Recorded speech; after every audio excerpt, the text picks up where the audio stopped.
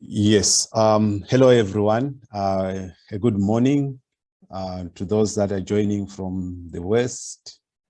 Good afternoon for the majority of us who are joining here within the continent. And for the few that may be in the East, good afternoon and evening. Welcome to our 5th annual LabCoP meeting 2021 virtual. With the theme Strengthening Laboratory Systems, Viral Load, and other essential testing in the era of COVID-19. Again, just like last year, this comes at a time where we are still battling with the COVID-19 pandemic, but we are still grateful we are able to make things happen and also meet in this hybrid virtual meeting. My name is Anafi Mataka from the African Society of Laboratory Medicine. Here is in my capacity as the LabCoP project manager, and I'll be moderating the first session of this meeting. And to get our meeting going, I'd like to call upon Mr. Nobile Ndlovu, who is the CEO for ASLM, to give us some opening remarks.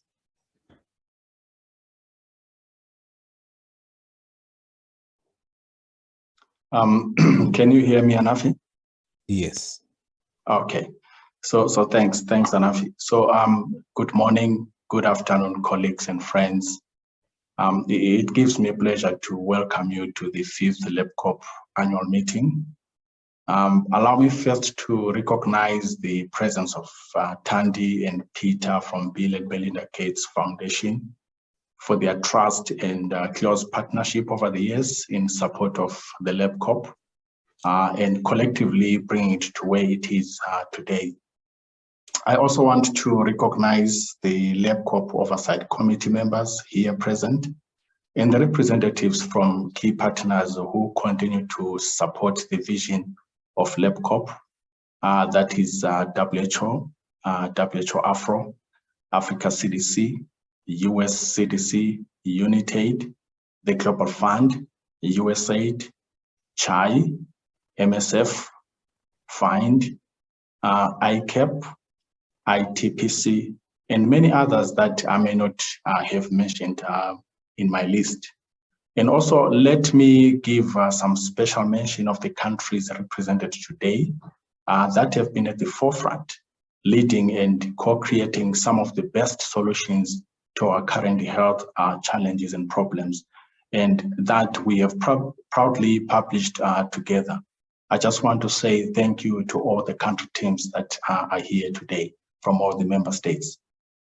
I want to just reflect on a few things just to say that experience from the last 5 years has shown and continues to show that solutions and recipes to mitigate diagnostic systems gaps have always come from us. And as we all know, LabCoP facilitates multi-country, multidisciplinary interactions to identify and support the uptake of best practices and solutions for the improvement of laboratory systems. And translating the most promising ideas from anecdotes into validated best practices have been the heart of what we are doing here as the LabCoP. We are proud that we ourselves are co-creating some of these solutions. Although LabCoP initially focused on addressing systems gaps to accelerate the scale-up of HIV viral load for improved patient outcomes, I'm so excited to just note that it has expanded to include TB. And I must also mention that among other important health issues such as HPV, they've begun to have some conversations and they are taking some space in the discussions even this year.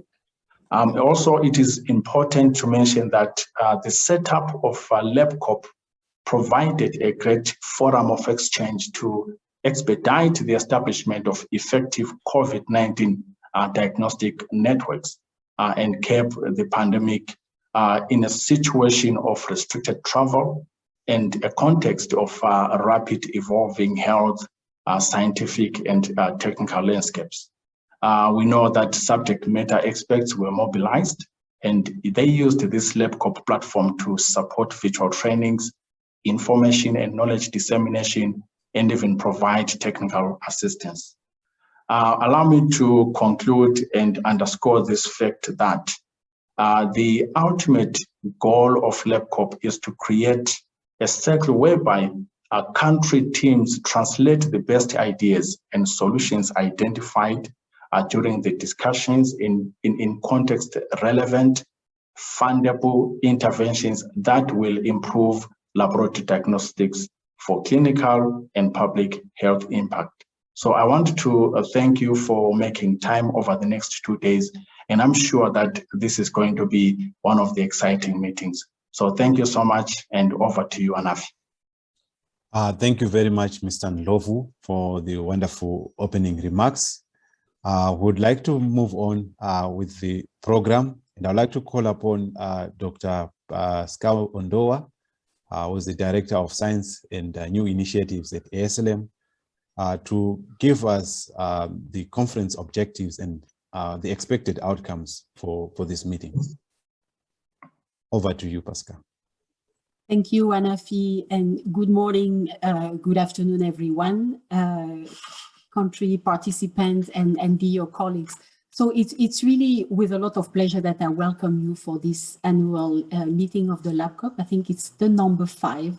And it's really with a lot of pleasure that I see so many of you connected. I can see currently 104 connections, but I know that behind the screens, there are so many more of you, participating to the meeting. And so quickly after the ASLM conference, so obviously you are not yet tired of us. So thank you very much for being present today. So let me share a few slides just to illustrate. And I hope you see my screen. Yes. Yes, we can see okay. this. Yeah. All right, thank you.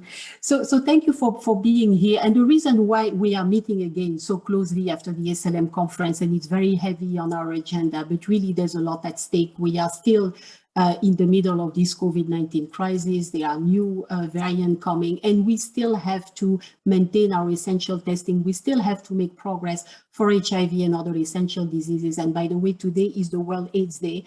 So really, it's very symbolic of us meeting today. So I wanted to go back a little bit and describe LabCoP in a nutshell. And I think I don't have a lot to add after really the introduction of Mr. Kobile Ndlovu. LabCoP is our community of practice. It was born in 2017. We started with 11 countries. We are now together with 16 countries.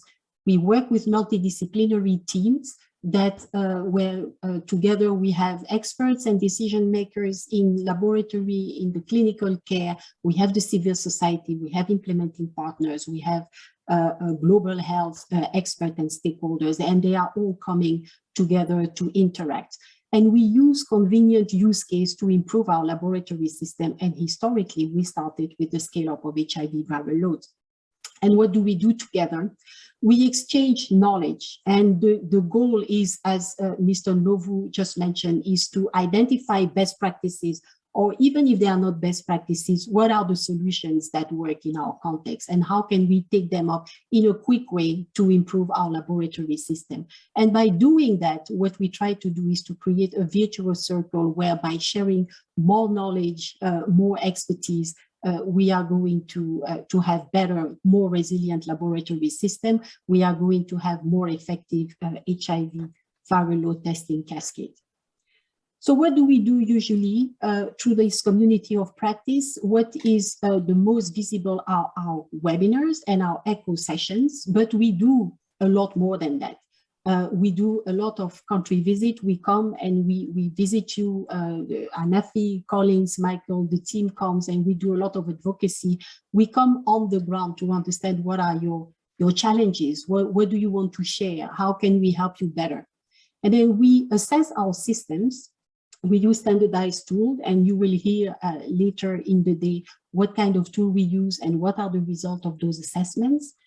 We sometimes have focused interventions. When we see some low-hanging fruits, we try to help the country team to quickly resolve that. And we developed the guidance. So all this discussion, those remarks, those really generous sharing of best practices, we summarize them into guidance and recipe that we hope you find useful to address your problem in a very practical way. But today we have the LabCoP annual meeting, and that is really one of the most important events in the life of our community of practice, because we are going to look at the result of our assessment. And we are going to try and see how can we prioritize the intervention, because when we assess our system, it can be really intimidating because everything can be a priority, but no, we need to start from somewhere, and we need to start where we have the most chance to have a return on our investment when we develop those interventions. And we would like to come together to have work plans that are ready for funding, because it's very important to prioritize intervention, to see we have a problem, and even to define how we can solve them, but still we need to have the resources to move forward. And that's why we are here today. So learning from last year, we have given more time to the country teams to regroup face-to-face and discuss their priorities. And here, these are pictures that testify really the commitment of the countries coming together in very difficult time when there is travel restriction. We have a lot of other priorities, we have a lot of work, but look, everybody is working here, looking at their results themselves to identify their priorities and their intervention. And what we will see today is really almost the end product of this work that has been done by countries. So what do we expect from this annual meeting? So there has been 16 preparatory face-to-face meetings in country, and we hope that we manage to assign facilitators to help guiding a little bit the conversation. And what the country will do or have done, they have reviewed the assessment result, and sometimes these were follow-up assessment results. They have discussed on the root cause of their problem, because what we see in the HIV viral load testing cascade might come from a larger problem, and it's always nice to have this in mind. They have reviewed whether they have progress, whether things can be done better, and there is a consensus, I hope, on the priorities and the intervention that can be conducted for the months to come. And so what probably will have come from those discussions is that interventions are described in logic framework, which means that we have the gaps, we have the goals that we want to achieve, how are we going to do it, and how are we going to measure the progress. And today we have the annual online meeting, and we will be with stakeholders, we'll be with founders, with experts from different perspectives, and we'll reflect what worked and what did not in 2021 so that we don't make the same mistakes. What are the priorities for the year to come? In general, across the country, what are some of the gaps that come across different countries, but what are the gaps that are specific for each country, because not every country have the same challenge, and it's important that the interventions are tailored for every context. And can these interventions that we are thinking of be further enriched? And we'll hear updates from WHO, from the PEPFAR, from different countries here that can tell us, oh, hey, I have a solution. Maybe you can include that in your plan. And finally, which intervention can be funded by the PEPFAR and or the Global Fund and other funders based on what those organizations put forward as their priorities. It's very important that we can link the needs to the funding. And hopefully at the end of this meeting, we'll have some draft country plans that will be ready for the country operational plan of 2022. So really what I wish is that we will have fruitful discussion, and really the worst is to have problem and not learn the lessons. So we want to learn our lessons, we recognize what worked, we recognize our mistake, we document them, and we share them, and we move further. And these are lessons learned for countries, but even more, these are lessons learned from the LabCoP, because we want to help you better. These are lessons learned for the founders and the stakeholders, because they have to understand what are the priorities from the perspective of the country, so that this help and those resources that which are available can be better used and can really produce an impact for our laboratory system. So welcome. I wish you fruitful discussions, and back to you, Anafi. Thank you very much, Pascal, for setting out the day and the objectives. Would like to move on. I realized I called for us to keep time, so we are already lagging behind a little bit. And I'd like to call upon Dr. Collins Otieno Odiambo, who is the project lead for the LabCoP, to give us what it is that LabCoP has achieved thus far and the key updates that we have. Collins, over to you. Hi, Anafi, can you hear me? Yes, we can hear you. Okay, thanks. I'm going to give you an update, the achievements and updates of LabCoP from last year to this year, as has been outlined. I'll just start with this viral load continuum, which was the entry point for LabCoP in 2017 at inception. And the cascade starts from recipients of care being eligible for a viral load test, a test being requested, samples collected and transported to the testing facility, results returned, and then results utilized for clinical decision-making. And behind that cascade is laboratory systems that support the cascade. And these include a quality management system, workforce, supply chain and equipment, laboratory information systems, policies and regulations, biosafety and biosecurity, the lab infrastructure, and the sample referral. And just to remind the audience about the laboratory theory of action, which is to facilitate the improvement of laboratory system function and accelerate the scale-up of HIV viral load testing for improved patient outcome. Key on the laboratory theory of action is the assessments that we do on the cascade and also the national lab system. This is important in prioritizing challenges, as has been mentioned, and also identifying best practices that can be shared within the community to have better outcomes in terms of patient and also in terms of laboratory systems. So what are the priority areas that LabCoP identified in 2017?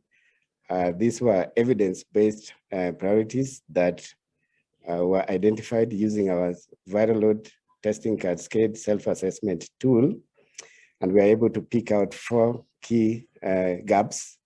The first one is demand creation, followed by waste management, then utilization of viral load results, and also M&E. And finally, optimization of networks to improve turnaround time of test results.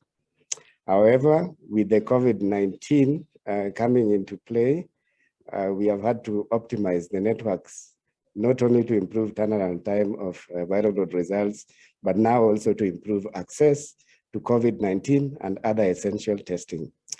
Also, given the gaps that now exist following the COVID in achievements of HIV, TB, malaria, and other disease targets, it is also important now to strengthen the leadership of laboratory networks to ensure that they respond to the epidemic while maintaining the gains that have already been realized over the years. So how has LabCoP addressed those priorities?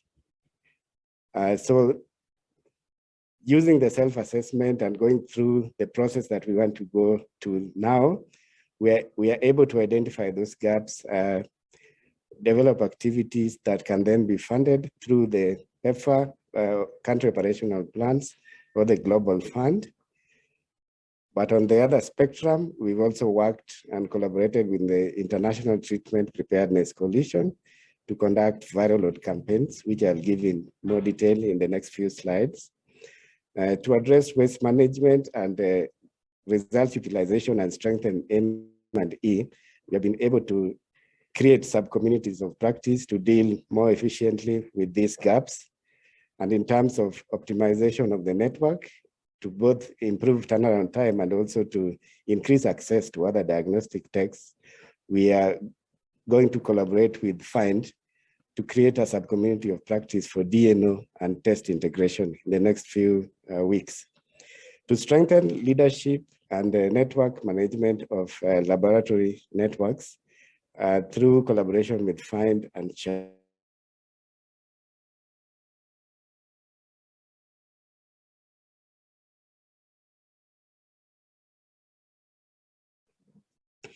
So looking at the evolution of LabCoP and our aim, we started in the reverse in 2017 with viral load as the entry point. But as we move from 2021 onwards, we are now tackling the important aim of facilitating the improvement of laboratory system function as a whole to support all disease areas.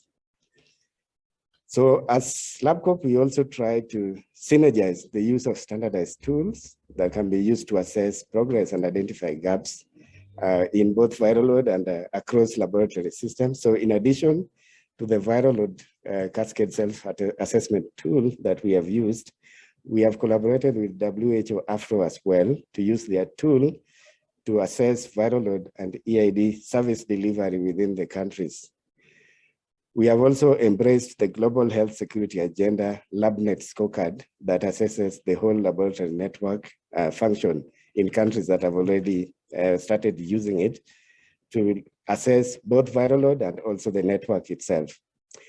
In addition, LabCoP is in the process of developing an integration readiness assessment tool that will be used to assess the scale-up of integration within countries that have already started implementing this important idea. So in terms of the tools, all 16 countries have been able to use the viral load self-assessment tool during this round of assessments. We have about 7 to 8 countries who are able to use the WHO viral load and EID in addition to the viral load self-assessment cascade. And we have countries that have assessed their networks using the LabNet scorecard. So to complement those assessments, we are able to conduct country visits from June of 2021 to November, and we're able to visit 7 countries. Our scope for the visit was first to facilitate country assessments to ensure that they are objective assessment of the cascades. We're able to discuss progress in implementation of work plans that were developed by the countries in the previous year, and also to clearly understand the country priorities. We also held high-level advocacy meetings with the ministry leads to advocate for lab system strengthening activities. In addition, we engaged TB stakeholders to discuss on the challenges and opportunities for improvement on integrating HIV, TB, and COVID-19. Additionally, we engaged implementing partners to look at areas of synergies that we can work together to support the countries, and also to identify those best practices that countries are implementing that can be shared through the community of practice. Lastly, we looked at the significance of other assessments and how they relate to our cascade and how we can work together using all those tools in synergy. So these are the 7 countries, and we'd like to thank them for meeting us and sharing with us. So South Sudan, Burundi, Eswatini, Sierra Leone, Tanzania. Sarah, sorry to. Yeah, Tanzania, Yes, yeah. Burkina Faso, and Nigeria. So more importantly, I'll talk about the M&E subcommunity of practice and what we have been able to achieve. So a curriculum was developed in collaboration with the WHO, CHAI, CDC, and ICAP, and these were delivered by SME through 8 eco sessions. In addition, 4 countries, Nigeria, Kenya, Cameroon, and Uganda, shared their M&E systems, their challenges and opportunities for improvement. In terms of support to countries, LabCoP provided small grants that countries could access. And for example, Kenya used that fund to bring together stakeholders and to revamp the national viral load dashboard to include the cascade of those with unsuppressed viral loads. They're also able to gather stakeholders to meet to select a platform for electronic return of results and also develop messaging that will be used going forward. And through a workshop that we'll organize in the next few months, we'll bring the 16 countries on board to look at the assignments that they were given and to look at the progress in terms of development of dashboards. In addition, we'll be updating the WHO M&E framework. So we are already in discussion with the partners, and also develop a recipe on monitoring and evaluation. We will also support some south-to-south learning because there are countries that already requested that they'd like to visit those higher tier countries to learn on how they are doing this. The whole outcome is to improve national data on viral load testing and ART.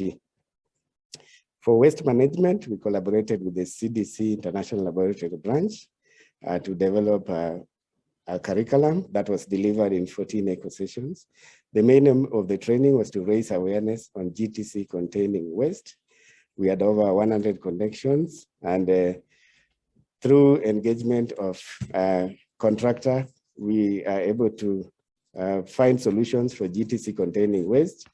And the contractor was also able to review the regulatory landscape for waste management in the countries, review the strengths, weakness, and opportunities and threats for each country.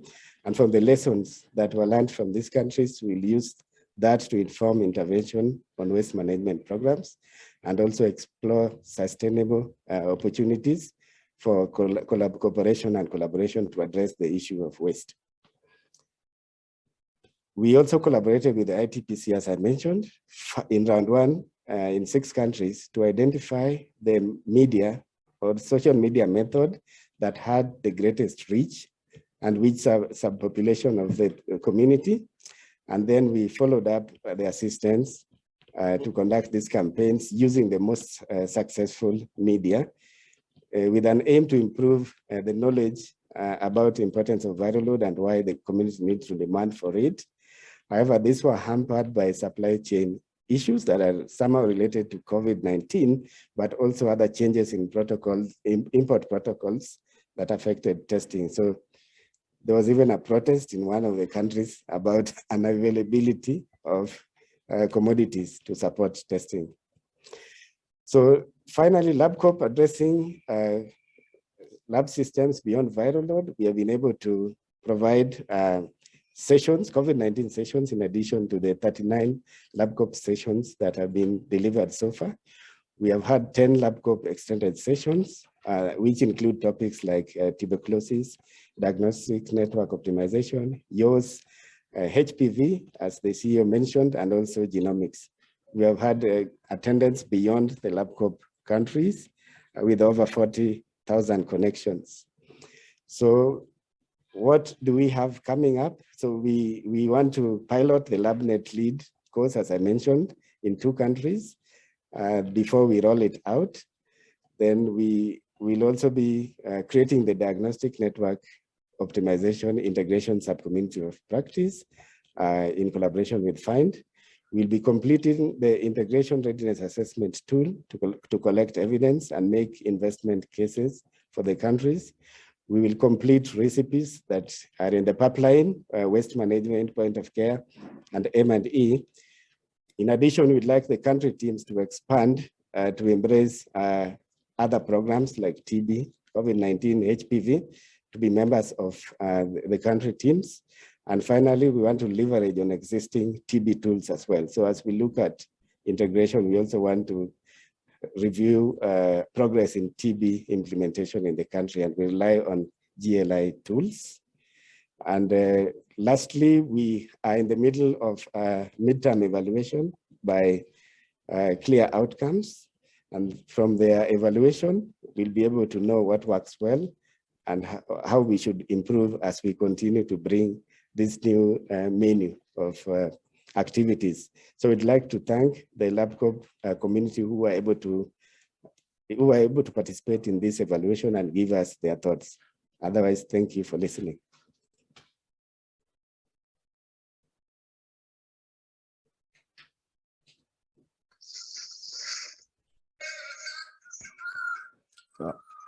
All right, thank you, Collins, for the wonderful presentation. So we need to move to the next stage of the agenda. Looks like I think there's a feedback on the second device that I have. Just give me a second. All right. Abhijit, maybe you can just cut the WhatsApp it's giving a feedback. Okay, will do. Thank you. Thank you. Right. Thank you. So we need to move on with the next part of our agenda, which is going to be a small activity that we want to do. But just before we move on, I would like to remind every one of you to try again and rename yourself. It's very important for us to be able to allocate you to the appropriate group. For those that are yet to do so, we kindly request that you do so. I think for the facilitators, it's easier. We know where to put them. But colleagues from the country teams, just kindly do so right away. Likes of Chansey, Chileshe, just kindly rename yourself on Zoom, and we should be able to help you. I may probably need to just display again to just remind those that are not yet sure how to do this. You need to go to the Zoom window, click on participant. It will lead you to the list of participants. You need to click on more and choose the option to rename and name yourself, first name, surname, and then country. Thank you. So let me stop sharing here. Probably share again.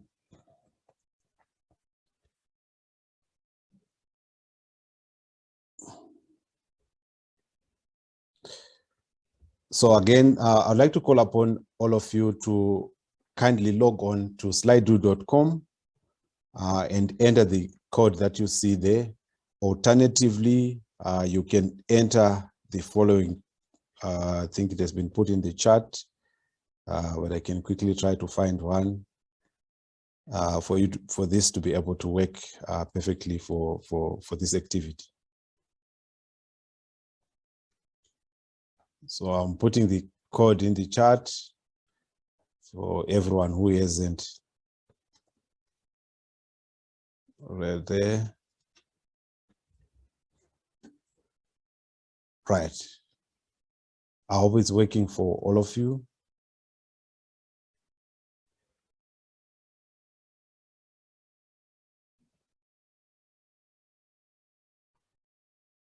Slido.com. It will ask you to enter 181108 or simply just use the code directly. If you use the link, the code may not be needed. You will go directly to the Slido platform for this meeting. Maybe you can show me by show of hands if you are making progress. Okay, thank you. All right, looks like I think we've got the hang of it. So we may want to start right now.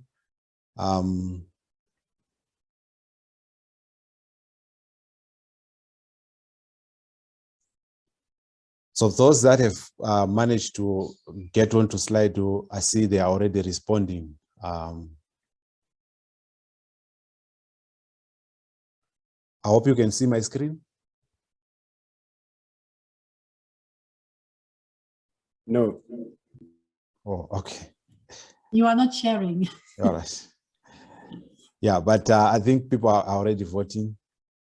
So the question there is, do you think Lionel Messi deserved to win the Ballon d'Or 2021?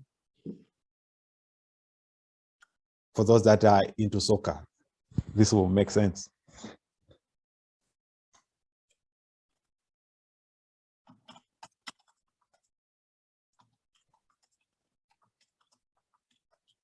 I see there are people who still believe he wasn't supposed to be winning this one.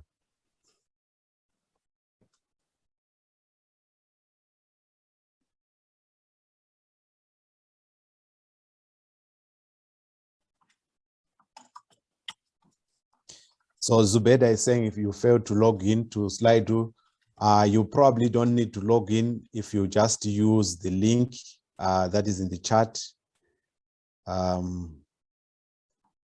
it will take you directly to the slide view. There's no need to enter the code. Stephen as well, you do not need to, I'm placing the link in the chat, just use that link. It will take you directly to.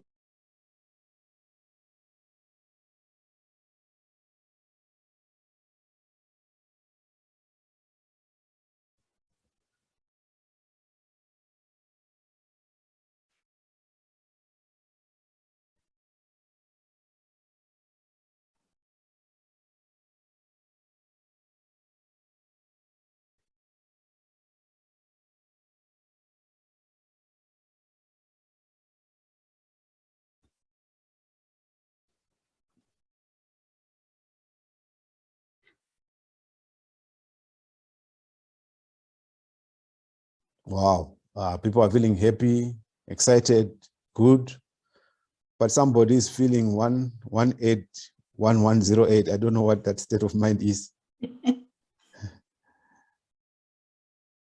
All right, exhausted or too bad. We're just starting.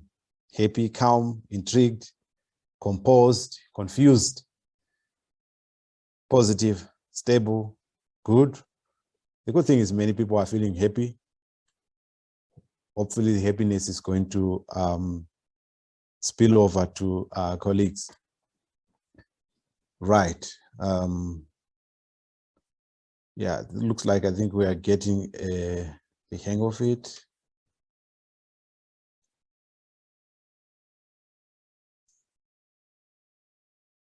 All right, just to also know how far have you come?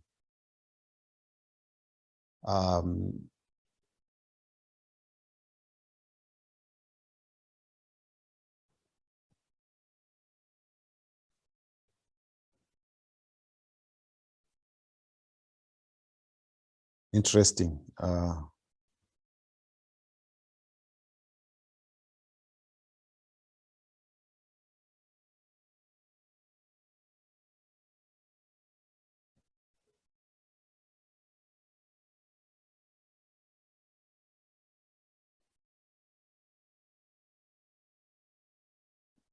A lot of people are actually about 10 to 50 kilometers from where they came from. Actually, most of them are actually back home. It's changing.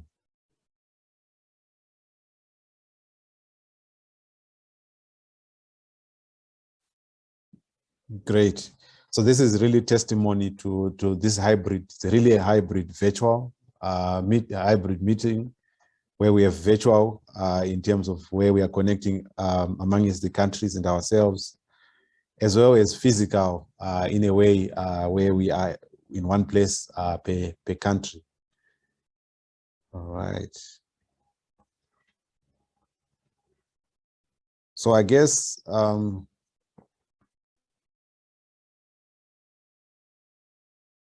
maybe just two more. We have been together for quite a few years. Just want to get a good sense of whether we still know each other.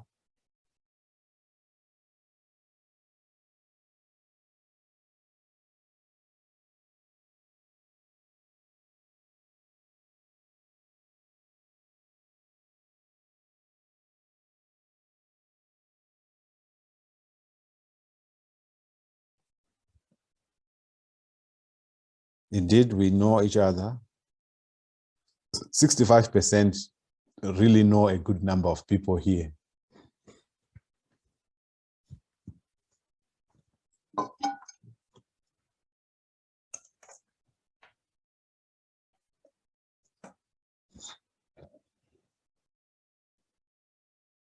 Indeed, at least no one knows. There's no one who's saying they don't know anyone. Of interest, of course, is somebody's questioning whether they know themselves or not. I wonder which 10% this one is. Interesting. These are superhumans. They know 100% of the audience. Great. And then lastly,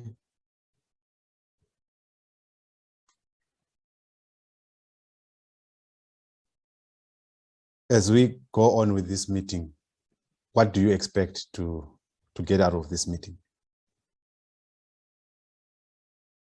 Be interested to know your expectations.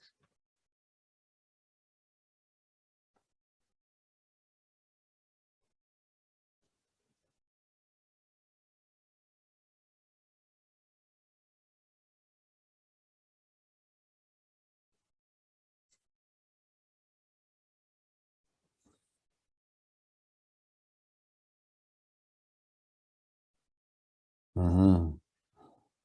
So people want to know more about Omicron, learn best practices, learn from each other, learn from other countries, realities, well-developed countries, valuable insights and best practices. Some actually want to have fun and enjoy the session, how to improve the cascade, learn more about it's coming thick and fast, I can't catch up.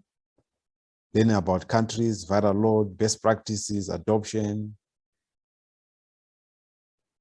Quite a lot of insights indeed. I hope we can look back at the end of this meeting, whether we would have achieved most of this. So thank you very much for sharing your insights. Just to remind you, we are going to continue using this platform for questions. I know normally, typically we use the Zoom chat, but given, I think, the current scenario, it might be better for us to use this to manage our questions. So just a reminder, in case there is a question that you also like that has been raised in the chat, you don't need to ask it again. You just simply go and like it in your chat. It will go to the top. So we'll start addressing those questions with more likes. They automatically go to the top. And those that has the least sort of likes will go at the bottom. So thank you very much all for your responses. We'd like to kick on and move on with the agenda. And I'd like to call upon, okay, so I was just about to jump. Our next presentation is from, need to make sure that I open this presentation from Robert.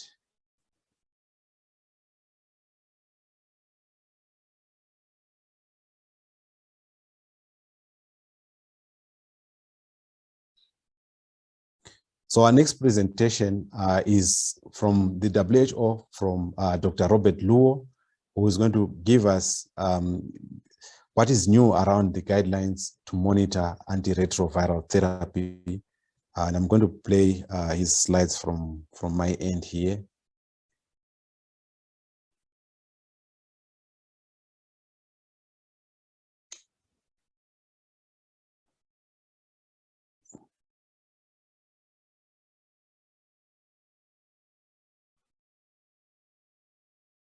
All right. Hello, and thank you to the organizers for inviting me to speak today on the updated 2021 guidelines on monitoring persons living with HIV on antiretroviral therapy. My name is Robert Lowe. I'm a pathologist and diagnostics consultant with WHO. I'm sorry I can't be there live today, but feel free to send any questions through the organizers, and I'm happy to follow up with people afterwards. So in thinking about what updates to make this year to the HIV treatment algorithm, we looked at 4 key questions. First is the timing of the first viral load. Second was the timing of the repeat viral load after an elevated viral load. Third was an immediate switch to second-line ART in patients on efavirenz-based antiretroviral therapy. So this would be a switch after a single viral load. And fourth was the treatment failure threshold and consideration for another threshold, which would define viral suppression or an undetectable viral load. The evidence basis that was considered by the guideline development group was some of the following. First, characteristics of newer dolutegravir-containing first-line regimens. we looked at suppression rates on these newer regimens, as well as the drug-resistant profile of these regimens. Second, we looked at outcomes of persons with low levels of virus, defined as less than 1,000 copies per mil. We looked at the association of low-level viremia with treatment failure, the accumulation of drug resistance mutations, and the impact on morbidity and mortality. We also did an online survey of key stakeholders to evaluate the acceptability of new guideline changes, and we also looked at cost-effectiveness studies of updating the guidelines. This is just a review of the 2016 WHO recommendations for treatment monitoring. So after someone was on antiretroviral therapy for 6 months, routine viral load testing was recommended, and then it was recommended again at 12 months, and then yearly thereafter. If a viral load was found to be above 1,000 copies per mil, that person should be evaluated for adherence concerns, offered enhanced adherence counseling, and repeat viral load testing was recommended after 3 to 6 months. If the viral load was under 1,000 copies per mil on this repeat viral load test, first-line therapy could be maintained. However, if the viral load was above 1,000 copies per mil, it was recommended that that individual switch to a second-line treatment regimen. Scale-up of laboratory capacity and sample collection networks have facilitated increased access to diagnostics. However, we know that challenges still remain with factors such as inadequate access to testing, infrastructural barriers, human resource shortages, long test turnaround times, and clinical utilization of results. This slide shows the 2021 updated treatment monitoring algorithm. The red stars indicate the major changes to the algorithm. So you can see at the top, the first change was that recommending routine viral load monitoring for early detection of treatment failure. The first viral load should be obtained and reviewed by 6 months after antiretroviral treatment initiation. This is different from the 2016 algorithm, which indicated solely that the test should be done by 6 months. But here we would like the result to be obtained and reviewed by the clinician and with the patient within 6 months after treatment initiation. The viral load intervals remain the same after that, so 12 months after treatment initiation and then yearly thereafter. In the next row of the algorithm, you can see 2 additional changes. First is the introduction of a new category of an undetectable viral load, and this is defined based on plasma testing of less than 50 copies per mil. The majority of patients in this category should actually have a result where the assay cannot detect any virus in the specimen. For these individuals who are undetectable, they can be kept on their current antiretroviral drug regimen. On the right-hand side of the algorithm, you can see that individuals with a single viral load above 1,000 copies per mil can be switched to an appropriate second-line regimen if they are on an NNRTI or efavirenz-based regimen. And then in the third row of the algorithm, you can see that enhanced adherence counseling should be provided to individuals with viral loads above 50 copies per mil to 1,000 copies per mil and above 1,000 copies per mil. And then repeat viral load testing should be done after 3 months. This is a change from the 2016 recommendations, which indicated that the repeat viral load should be done between 3 to 6 months. Once this repeat viral load test is done, and once enhanced adherence counseling has been done, on the repeat viral load, if the result is undetectable, so again less than 50 copies per mil, or simply not detected by the assay, that individual can be maintained on their ARV drug regimen. If that individual has a low-level viral load, so between 50 to 1,000 copies per mil, that individual can also be maintained on their ARV drug regimen, but enhanced adherence counseling should be continued, and another repeat viral load test should be done after 3 months. And then on the far right, if an individual has a second viral load above 1,000 copies per mil, similar to the 2016 recommendations, that individual should be switched to an appropriate regimen.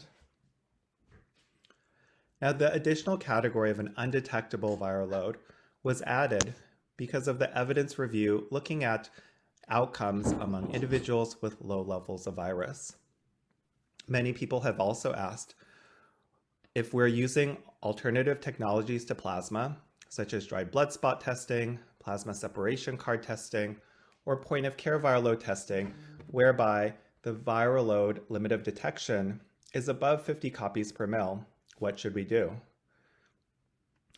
For those technologies, you can simply take the result from that test and follow the algorithm. So for example, if you're testing a patient with dried blood spots and you get an undetectable result, follow the column on the left-hand side for an undetectable result. If you get a dried blood spot viral load result of, for example, 900 copies per mil, follow the category of between 50 to 1,000 copies per mil.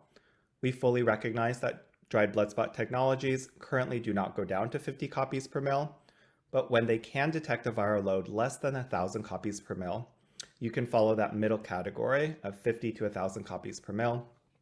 And similar to the 2016 recommendations on a dried blood spot, for example, if the viral load is 2,000 copies per mil, you can follow the far right-hand column of viral loads above 1,000 copies per mil. And what were the considerations that we looked at for updating the algorithm? Because it does introduce an additional layer of complexity into it. What we saw is that there were benefits such as identifying more patients with low-level viremia and those at risk for potential treatment failure and/or drug resistance. We also did recognize potential harms for updating the algorithm.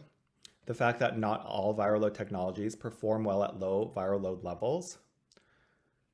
The fact that the clinical relevance in the context of newer dolutegravir-based regimens remains unclear. However, we do expect more and more patients to fall in the undetectable category on these regimens. And we do recognize that it does increase the complexity of the algorithm and does, for a subset of patients, increase the number of viral load tests that they will be receiving. The 2021 guidelines also provide several implementation considerations for treatment monitoring of pregnant and breastfeeding women. First, same-day point-of-care testing for viral load can be used to expedite result return and clinical decision-making. Adherence counseling should be provided at all antenatal care and postnatal visits. And for all pregnant women, regardless of treatment initiation timing, viral load testing should be done at 34 to 36 weeks of gestation, or at the very latest at the time of delivery, to identify women who may be at risk for treatment failure and/or may deliver infants at higher risk for perinatal transmission. In addition, for pregnant women on treatment prior to conception, a viral load test should be done at the first antenatal care visit to identify women at increased risk of in utero transmission. For pregnant women who are starting treatment during pregnancy, a viral load test should be done by 3 months after ART initiation to ensure that there has been rapid viral suppression. And for all breastfeeding women, irrespective of when ART was initiated, a viral load test should be done 3 months after delivery and every 6 months thereafter to detect viremic episodes during the postnatal period. The 2021 guidelines also continue to emphasize task sharing of specimen collection, as well as point-of-care testing with non-laboratory personnel. These can be implemented when professional staffing capacity is limited in order to increase access to testing. This is currently a strong recommendation with moderate certainty evidence. And then we continue to emphasize the possibilities of using diagnostic integration across programs. Pilot programs have demonstrated successes with HIV and tuberculosis and HIV and hepatitis C integration.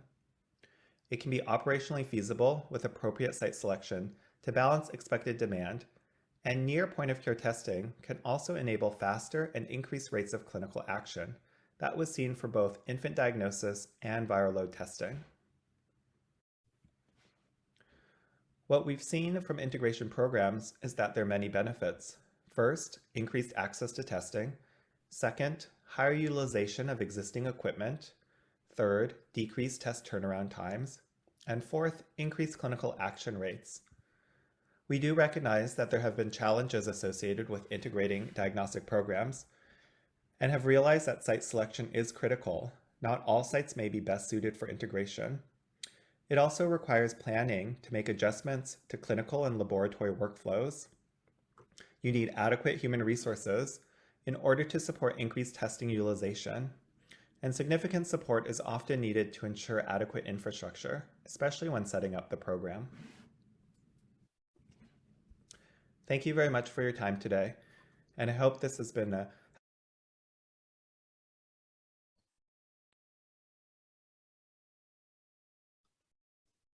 All right. Thank you very much.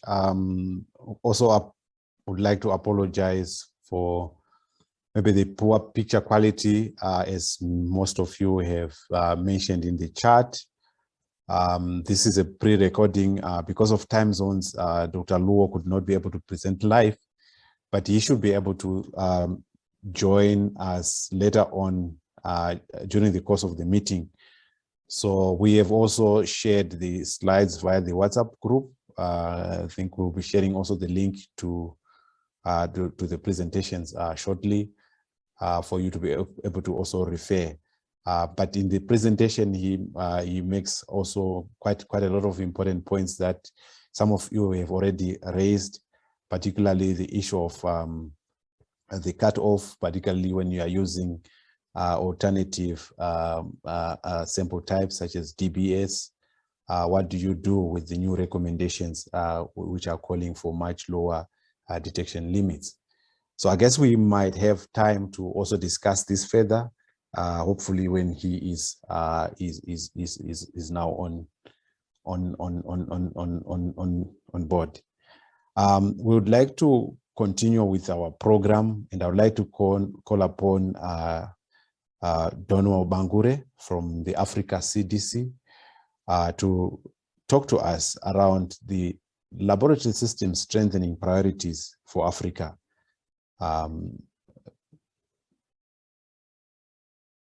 Please go ahead. Over to you, Bangure.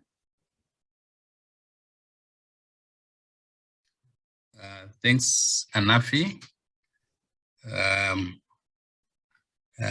Greetings, everyone. Good morning, good afternoon, depending where you are. My name is Dano. I'm a medical scientist, and I'm also a senior epidemiologist with Africa CDC. So, on behalf of the Africa CDC, I'm really honored today to have this opportunity to speak at the LabCoP 5th annual meeting, focusing on strengthening laboratory systems towards and beyond the scaling of up of HIV and viral load testing. So my presentation that I'm going to share today will mainly focus on the laboratory systems strengthening priorities for Africa CDC for the continent. So the strategic goal of the Africa CDC's Lab Systems and Networks Division, where I'm currently working, is to strengthen Africa's clinical and public health lab systems and networks, which is key in accelerating the scale-up of high-quality laboratory services in Africa, including all the great work that all the participants that are on this meeting are currently doing in the different countries where they are stationed. So when you look at the key objectives for Africa CDC Lab Systems and Networks Division, you can this can be summarized, in my view, in 3 broad objectives, which will guide our priorities for the continent. So the first objective will mainly look at the leadership and coordination. The second one will also look at the issues around having policies, plans, and procedures. And the last one will look at issues on the advancement of lab capabilities. So I'll focus on these 3 and see how this can be achieved. So basically my presentation will focus on these 3 how do we achieve these three objectives. So this slide will focus on leadership and coordination objective. So as Africa CDC, we envision an improvement in the planning and coordination of laboratory systems and networks across the continent. So in order to achieve this, we will focus on improving the capacities of the laboratories by ensuring that we have adequate human resource, which is very important in our labs. We'd also look at issues of provision of equipment, and also ensuring that we have the different standards, the different policies that are needed in those labs. I want maybe to mention at this juncture to say the major activities that we will focus on, particularly for this, is we want to continue with the ongoing lab mapping, where we are saying, where are the labs in Africa and what capacity does exist in these labs throughout the continent, and how can this be shared? I think we have noted that the importance of networking, where we are saying sometimes you need a certain particular service from the labs, which may not be available in a particular country, but it is also maybe available in your neighboring country. So we also want to be able to know what is it that is existing, and then we see how we can leverage on that. So, so our second objective is to support countries in developing comprehensive national lab policies, plans, and procedures. So this will result in the improvement of laboratory systems, issues around qualities, and also issues around having the correct standards. So our main focus will be in ensuring that labs have lab strategic plans, and they have lab quality management systems in place at all levels. So as Africa CDC, this is what we are really pushing to ensure that this is achieved by all the 55 member states in Africa.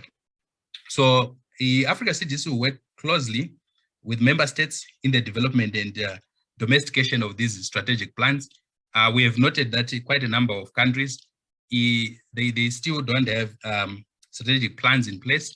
And then we as Africa CDC will then chip in and see how best we can support those particular member states and ensure that they do have these plans in place. And also we are also supporting, particularly with the focus on lab quality management systems, where emphasis also on the use of the One Health approach. We have noted that we really need our labs to work very close together, be it from the human health lab, be it from the animal, be it from the environment, and so forth. So we are pushing the One Health approach, particularly with regards to quality management systems. So so in the next few 3 to about 4 slides, which I'm sure will be my last slide, I will focus on the development of advanced laboratory capabilities in Africa. So our emphasis is on ensuring that labs have adequate diagnostic capacity to detect, imaging and re-imaging infectious disease in real time, and also at all levels. I think we've seen the importance of ensuring that we have the services even at community level. So the main activities that we would look at include identification of the different gaps that are existing across Africa, and then we ensure that all those identified gaps are addressed accordingly. Then we'll also, as Africa CDC, will also vigorously promote the One Health approach, as I have indicated, as we continue to strengthen lab systems and networks in Africa. Then the Africa CDC will continue to advocate for infrastructure development. So we'll continue to advocate for infrastructure development, which I think is very key for all the issues that we want to achieve. We will not achieve them if we don't improve our infrastructure. So we have noted that a number of labs throughout the continent they really need an attention, particularly to infrastructure, which we have also prioritized as Africa CDC. So a number of activities have been lined up, and these will support the upgrading of the existing capacities. So in order to implement modern laboratory technologies. And then we, as Africa CDC, will also be promoting what I would call connected diagnostics for better access to lab testing information, which is still lagging in the continent. And then we'll also ensure the development of regional strain bank repositories, which will be fully supported by Africa CDC through the different regional collaborating centers that are dotted throughout the continent. Then we are also going to focus on issues around laboratory workforce development. So as Africa CDC, we have noted that if we don't have adequate workforce, all our intentions will not be achieved. And as such, we have put more focus on laboratory workforce development, and we need to harmonize and standardize laboratory education and training programs throughout the continent. Why? Because we have noted that quite a number of programs are being offered throughout the continent. And sometimes if you want to move one lab expert, probably maybe from the southern part of Africa to Western, there are some issues around whether are you also considered as a scientist in the other part of the continent. So we shall also be supporting issues around advanced research and development in diagnostics, with more emphasis on local manufacturing of diagnostics. I think if you really recall the lessons that we've also learned with COVID-19, where diagnostics have not been available as and when we wanted them, particularly during the onset of the pandemic, we have seen the importance of ensuring that we capacitate our different member states so that they'll be able to manufacture some of the diagnostics that we need. This is very, very critical, and the leadership of the Africa CDC, and also with the support from the heads of states, we will be advancing and pushing this agenda on the manufacturing of diagnostics, not just diagnostics, and also maybe other related commodities like vaccines, which are very key for Africa. Then last but not least, we really need to ensure there's improvement in quality assured laboratory diagnostic capabilities throughout the continent. So Africa CDC will continue to support the full implementation of a number of great initiatives that have been launched. I think you recall that Africa CDC launched the African Pathogen Genomics Initiative. We have also launched the Africa Collaborative to Advance Diagnostics, which we call AFCAD. And we have also launched the Biosafety and Biosecurity Initiative, which is really also at very advanced stages. So we are saying all these initiatives we really need to continue to ensure they are fully implemented in all the 55 member states of Africa CDC. So in a nutshell, these are the key things that I think is Africa CDC at a continental level. These are the things that we'll be pushing from now going forward as we continue to safeguard the health of the continent. Thank you, and over to you, Anaf.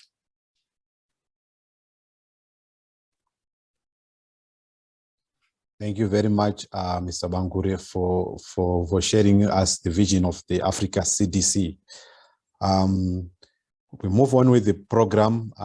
Again, I would like to remind you to enter your questions and comments into the Slido. I see a few questions that are coming through.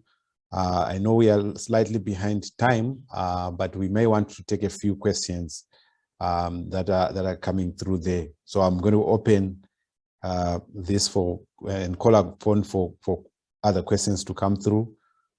In the Slido here, I see, maybe I need to share this.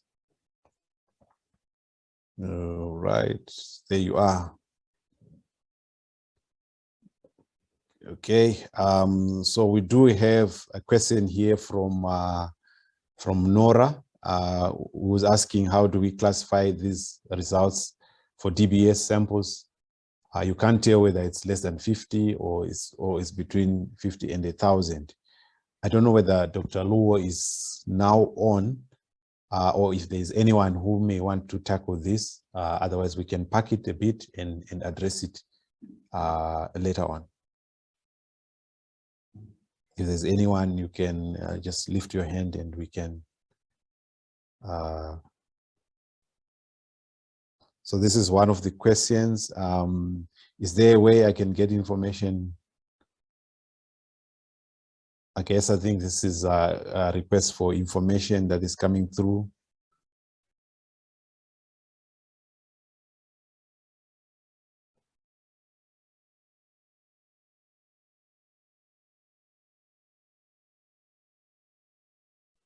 Undetectable viral load of less or equivalent to 50 is determined to which platform? Okay, there is Robert. Robert wants to respond to. So Robert, please go ahead and respond. Yes, this is Robert from South Sudan. So the WHO classification of categorized classification of viral load to less than 1,000. Of course, there are different values. Less than 1,000 as below detection, and above 1,000. Less than 1,000 as low viral load, and above 1,000 as high viral load. So less than 1,000 ranges from 0 to 999. Those are all below detection. So now there are different platforms, and with a level of detection, different platforms have different levels of detection. And also the levels of detection vary by type of specimen. If you consider plasma specimens, the level of detection is much lower. It can start ranging from, some equipments can, like Abbott or Roche, can detect up to 50 copies per mil. But when you look at another specimen type like DBS, the detection limit goes upwards to around 800. But generally, all of them within that range are considered as below detection. When you look at the GeneXpert viral load specimens using plasma, GeneXpert can even detect to below 50 copies per mil. So still all, it's in the range category as low viral load, not requiring enhanced adherence counseling. I don't know whether it is the. Thank you. That is, yes, thanks. So thanks, this Robert. less than this. So this less than 838. I think this is DBS using Abbott. That is the linear detection range, but still all of them is considered low viral load. Yes. Thanks a lot, Robert, for attempting the question. A very helpful information indeed. Yes, I think you mentioned that it is important to consider sample types, and when it comes to DBS, I think that changes as well. I think the main question that people would like to know, how do you then treat such a situation? I remember from a previous discussion, maybe before I preempt that, maybe I can just call upon Faria Manuel to address this before we move on. Go ahead, Faria. Let me just ask you to unmute. Faria, you can go ahead.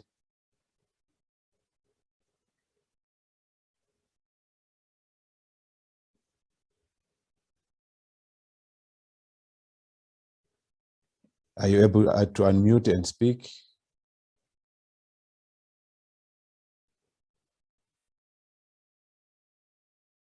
For some reason, I guess it's not working out on my end here for Faria to speak.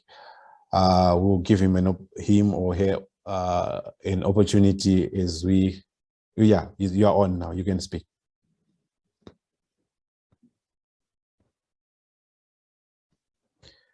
All right.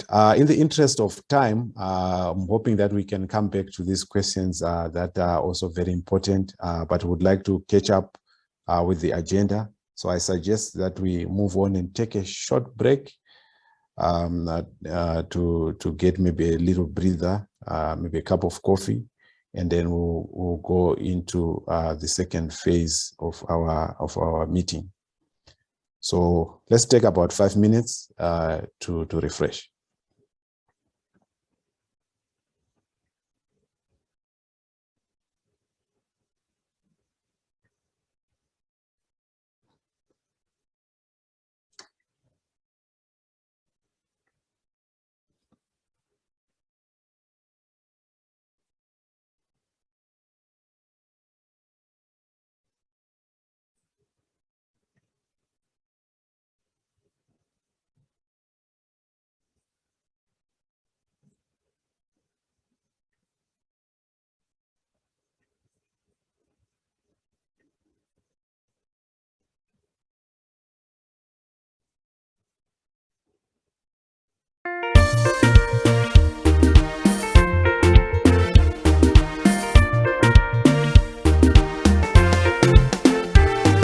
Security of health, LabCoP, development of the labs, LabCoP, knowledge exchange, LabCoP, thumbs up, LabCoP International, Nate's 23rd, LabCoP, promoting adherence, LabCoP, monitoring the patient, LabCoP, thumbs up, LabCoP International.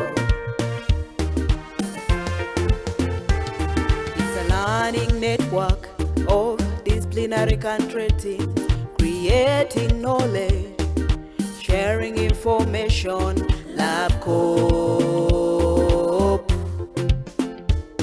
It brings the countries together to share laboratory practices, all the success stories, promoting viral load monitoring. We work together to improve laboratory systems. We respect one another regardless of our nation. security of health, LabCoP, development of the labs, LabCoP, knowledge exchange, LabCoP, thumbs up, LabCoP International, Nate's 23rd, LabCoP, promoting adherence, LabCoP, monitoring the patient, LabCoP, thumbs up, LabCoP International. LabCoP, Laboratory System Strengthening Community of Practices, is an amazing project led by African Society for Laboratory Medicines. LabCoP is fully funded by Bill and Melinda Gates Foundation and supported by ICAP at Columbia University. We work together to improve laboratory systems. We respect one another regardless of our nation. security of health, LabCoP, development of the labs, LabCoP, knowledge exchange, LabCoP, thumbs up, LabCoP International, Nate's 23rd, LabCoP, promoting adherence, LabCoP, monitoring the patient, LabCoP, thumbs up, LabCoP International. Any African country can join LabCoP International by submitting a letter of support from the Ministry of Health, identifying a multidisciplinary team that includes laboratorians, clinicians, program managers, and civil society. Thumbs up, LabCoP International.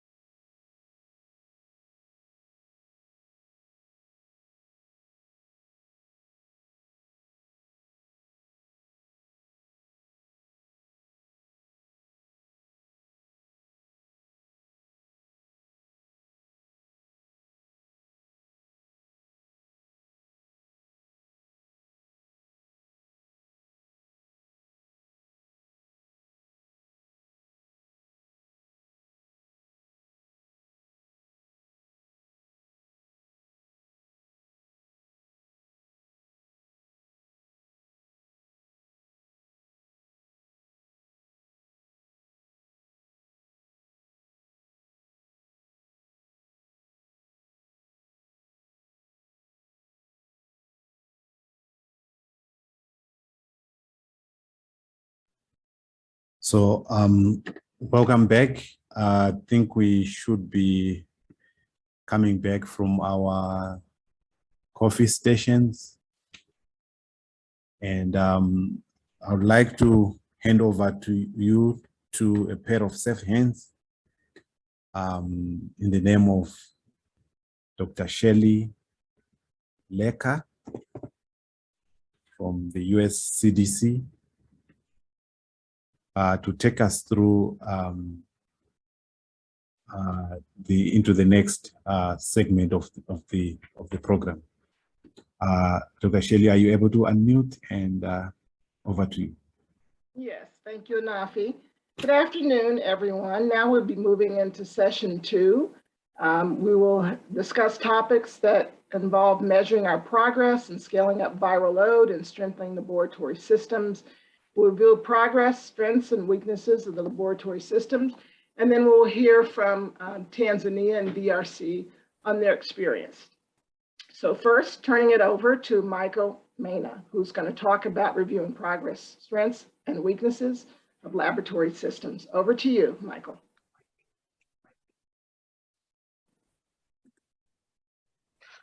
Just a minute. That's right. There you go.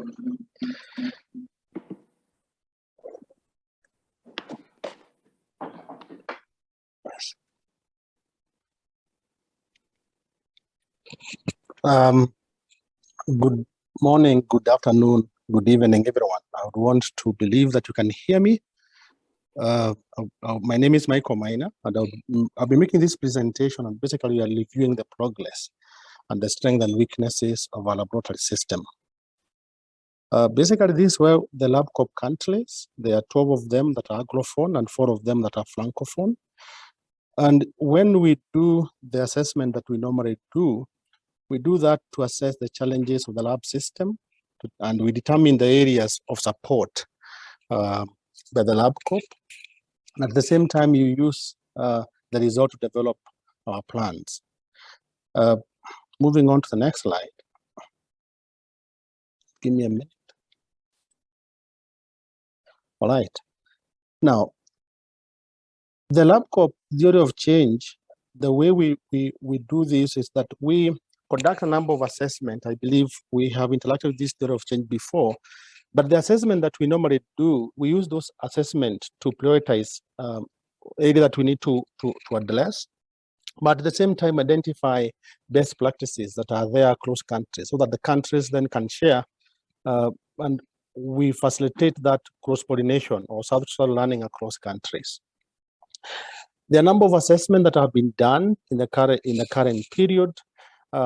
Some of them is the HIV viral cascade self-assessment that the country do, and all the LabCoP countries did that for this year. Some of them were doing for the first time, as shown there, while others have been in this system and in this program for some time now, and they were basically doing a follow-up. We also supported in some assessment that were being done by WHO AFLO for HIV and EID, and also the LabNet scorecard that I'll be speaking about the 3 kind of assessment and how we can triangulate data that we are finding from this assessment. Moving on to the very first one, that about the viral cascade. Basically, the cascade, we check on a number of things, the various domain, right from demand creation all the way to leadership and management and availability of data at national level.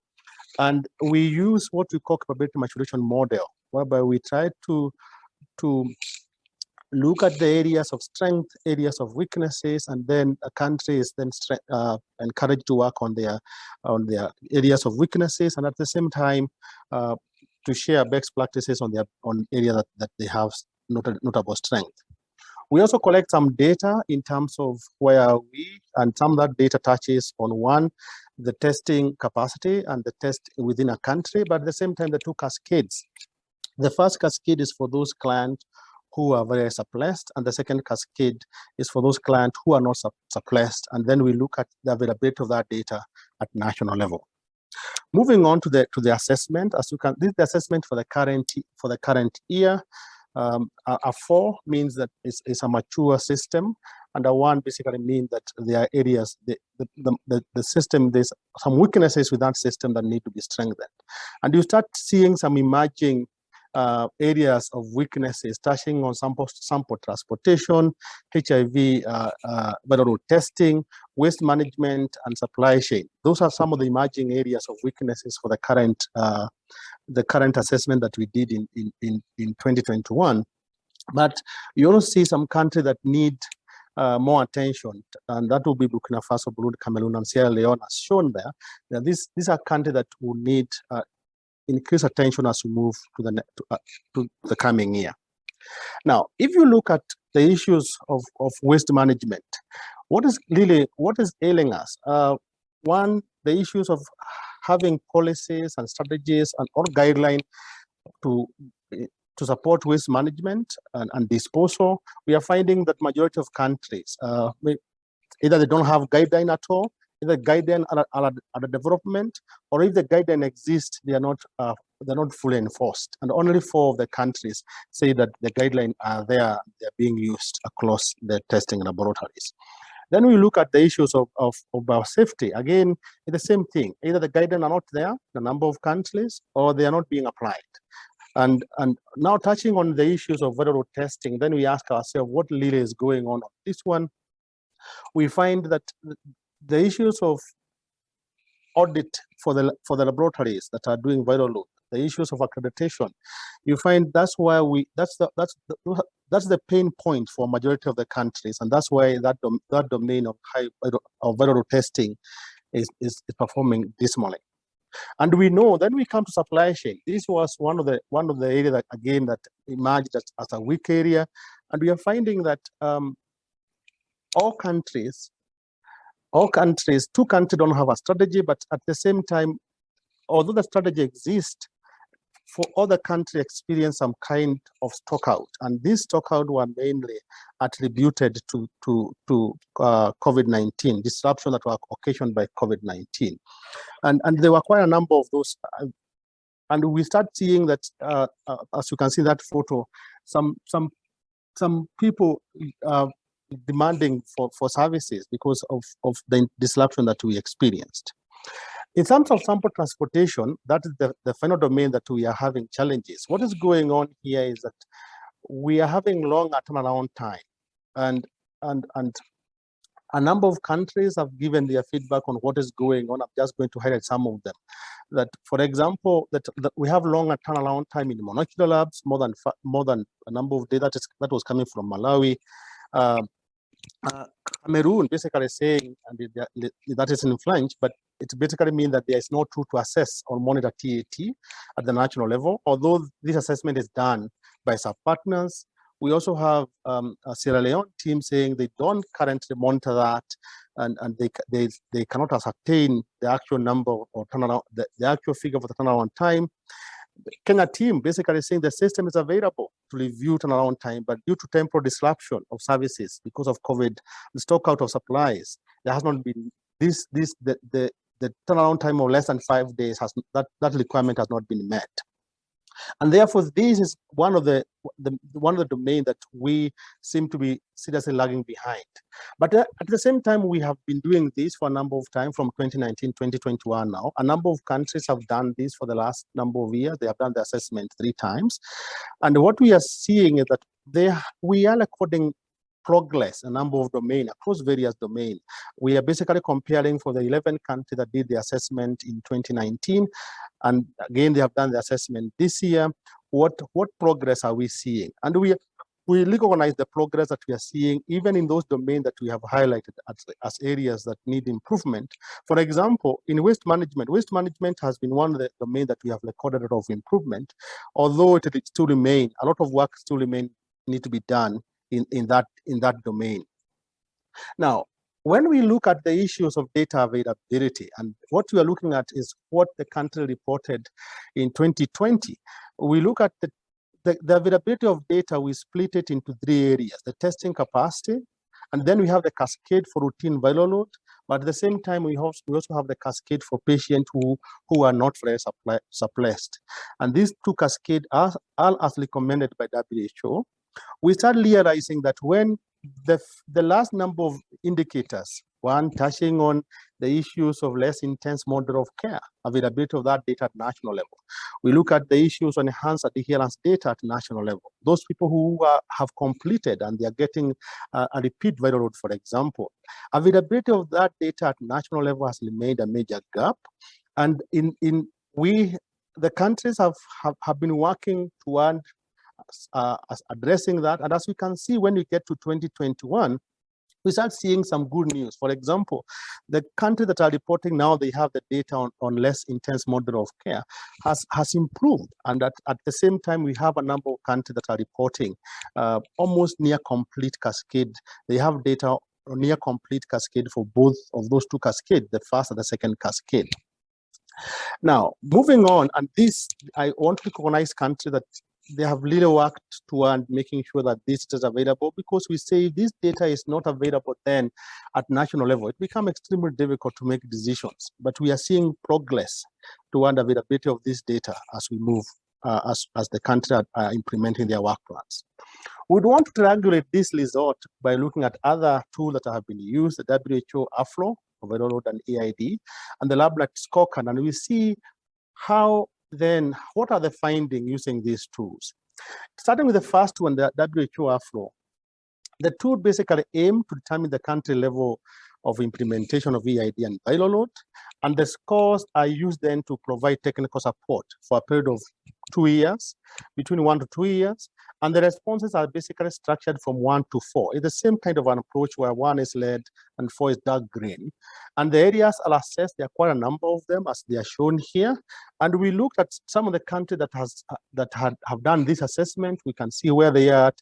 If you remember the one that I showed for the viral load assessment, you start seeing a number of similarities that are emerging. For example, the countries that have recorded out of progress, the one that are in dark green, they are fairly similar.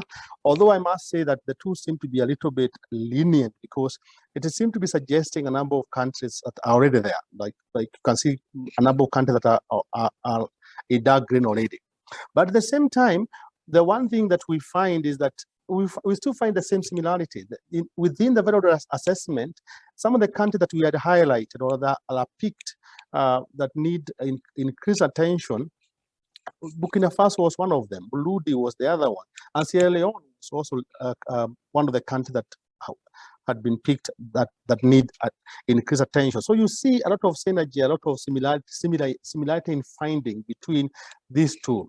Moving on to the next tool, we recognize that some gaps in viral load and EID are rooted within the tiered laboratory system itself. And that's what LabNet scorecard aims at addressing. It applies a similar kind of approach as scorecard, a kind of maturation kind of approach, starting all the way from when the color is black, meaning there is this absence, or when the color is blue, meaning the attainment of international standard. And a number of the scope for the tool touches all the way from issues to do with the policy regulation and all the way to biosafety. And it assesses the functionality of the national laboratory network, and it evaluates also the capacity to respond to infectious diseases, and it mapped the existing labs and the workforce capacity at country level, while identifying gaps and requirements of the national lab network. So a number of countries that are members of LabCoP also did the LabNet scorecard, and then we start seeing some emerging similarities. For example, issues with procurement. What's going on? We find that the issues of vertical programs, supply chain arrangement for emergency, they're not in place. The list of reagent per tier is not up to date. System is not in place for some reagent for HIV or TB. We are basically seeing the same kind of weaknesses that I had. Supply chain, remember, is one of the weak areas that we identify that need to be given some increased level of attention. When you also look at the waste management, we still find the same kind of finding between these two also. Now, in conclusion, what areas then do we need to prioritize? Having looked at what the data is saying, what areas do we need to prioritize? And the first area is touches on supply chain management. We need to have a system that addresses issues of stock out. And basically what we are saying is that we need to have a system that is strong enough, that allows us to forecast, to procure, and adequately supply, both in routine and emergency situation. Because granted, countries experience stockout primarily because of, that was attributed to disruptions because of COVID-19. And what we are saying here is that we can't wait for the next crisis to catch us off guard. Moving on to the next area is the issues of sample transportation. And what is paining us here is the issues of long turnaround time.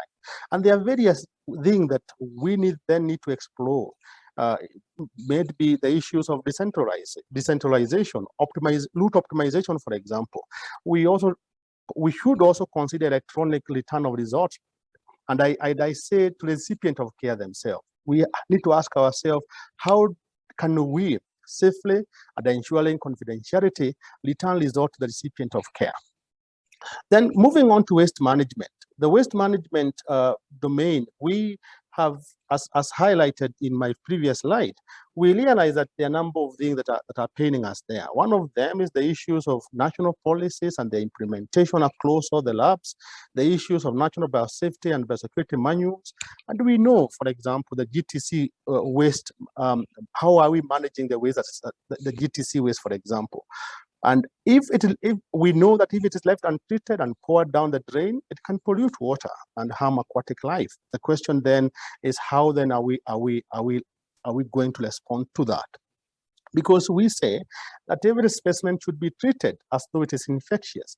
And therefore, we need to continue making sure that we're building a system that addresses waste management. And granted, is one of those domain areas that we have really improved. Federal testing, the issues of quality management. Think about audit and accreditation for our labs. Making sure that the labs that are providing viral load are getting accredited and they are working toward get certification for the same. And finally, data availability and use at national level, especially for the second cascade. While we have made a lot of progress in that area, it still remains one of the areas that data, for example, on who is getting switched, who is completing enhanced adherence, for example, who is getting suppressed, and finally, who are those people that we are moving to less intense model of care. And we normally say, you cannot manage what you can't measure. Thank you.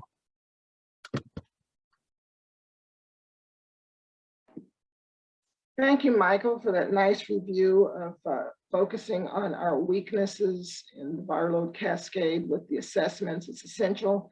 The collection of data, which is, we have to do these assessments in order to find out where our weaknesses are. Next, now we'll move on to a presentation from Tanzania by Dennis Zaga. Dennis, over to you.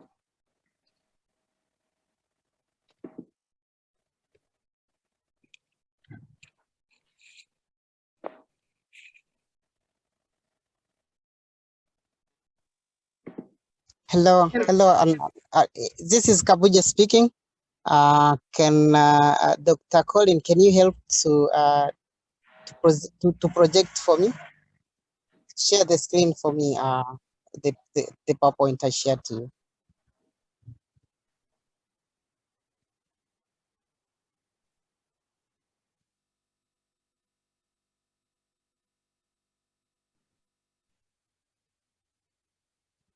Collins, are you there?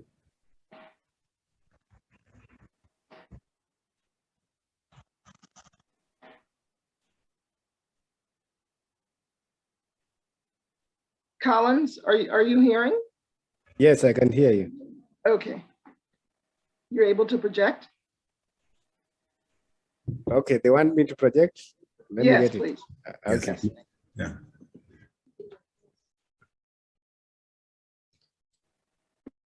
Tanzania.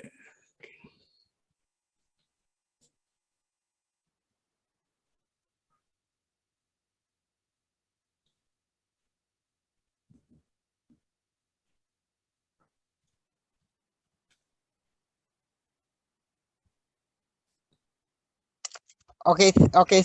Thank you so much, Dr. Corin. And this is Kabuja Nyerusio from Tanzania. I'll be taking you through the experience from Tanzania on the how VLO's M&E system can benefit other essential diseases. So this will be our presentation outline. Please, next slide.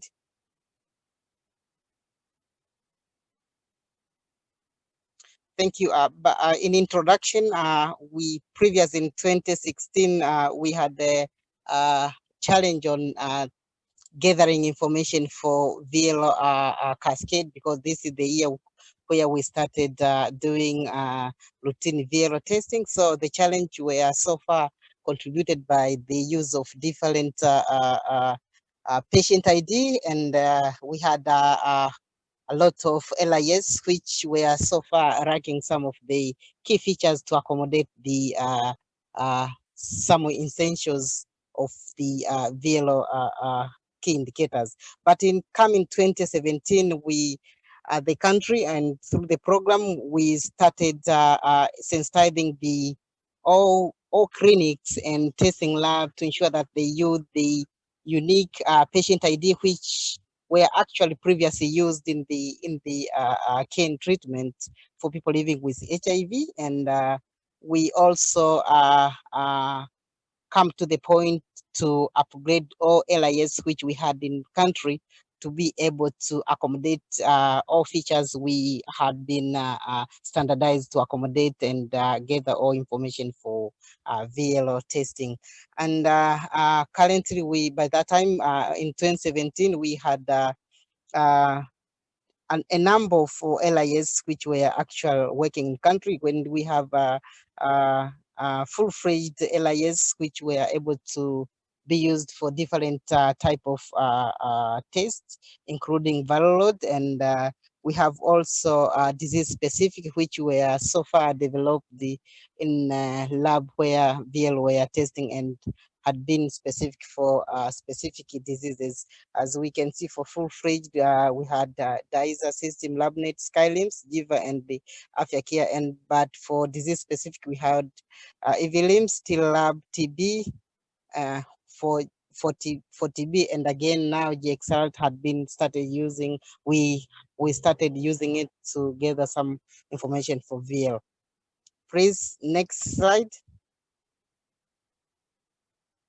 So after we had been done with standardizing the use of unique ID and upgrading the LIS, we were able to push all information from testing lab to central laboratory database. And the laboratory database, by the time, we are not able to communicate with CITES2 database or clinic database. So we decided to ensure that these two databases do communicate together. So we decided to integrate the CTC3, DHIS2 together with laboratory central database. So we were able to integrate this system for cane treatment using the same unique ID, which I had tried to portray in here. How do that look like? So the one client in LRT had unique ID across the country. So wherever the client can go, even if he changed the region of living, then the cane treatment health providers will also identify that where the client were coming from. So our CTC ID had 2 digits coding for regions, 2 digits coding for district, and 4 digits coding for facility, and the 6 digits coding for client. So with use of the same unique ID, patient ID, we were able to integrate the two system, the two database. And we went further to see that we are able to reduce TAT. Now we were able to upgrade the CITES2 database to accommodate, CITES2 database to accommodate all features from testing lab I mean from central laboratory postal system, to be able now to be accessed in the cities2 database. So now our version, which is about to be released, we had done already the pilot. I mean, we have done the demo and on-site practice. Now the system can allow a clinician to request a test through the clinics, and information be pushed electronically to hub, and then the hub can just print out the manifest, then refer the sample to testing lab. And once the results are tested, then the results could come back electronical to the CTC2. So this upgraded CTC database will enable the clinician to have an opportunity to monitor the progress where has the request had reached so far. Next slide. So this is the flow on how, I think it is coming through.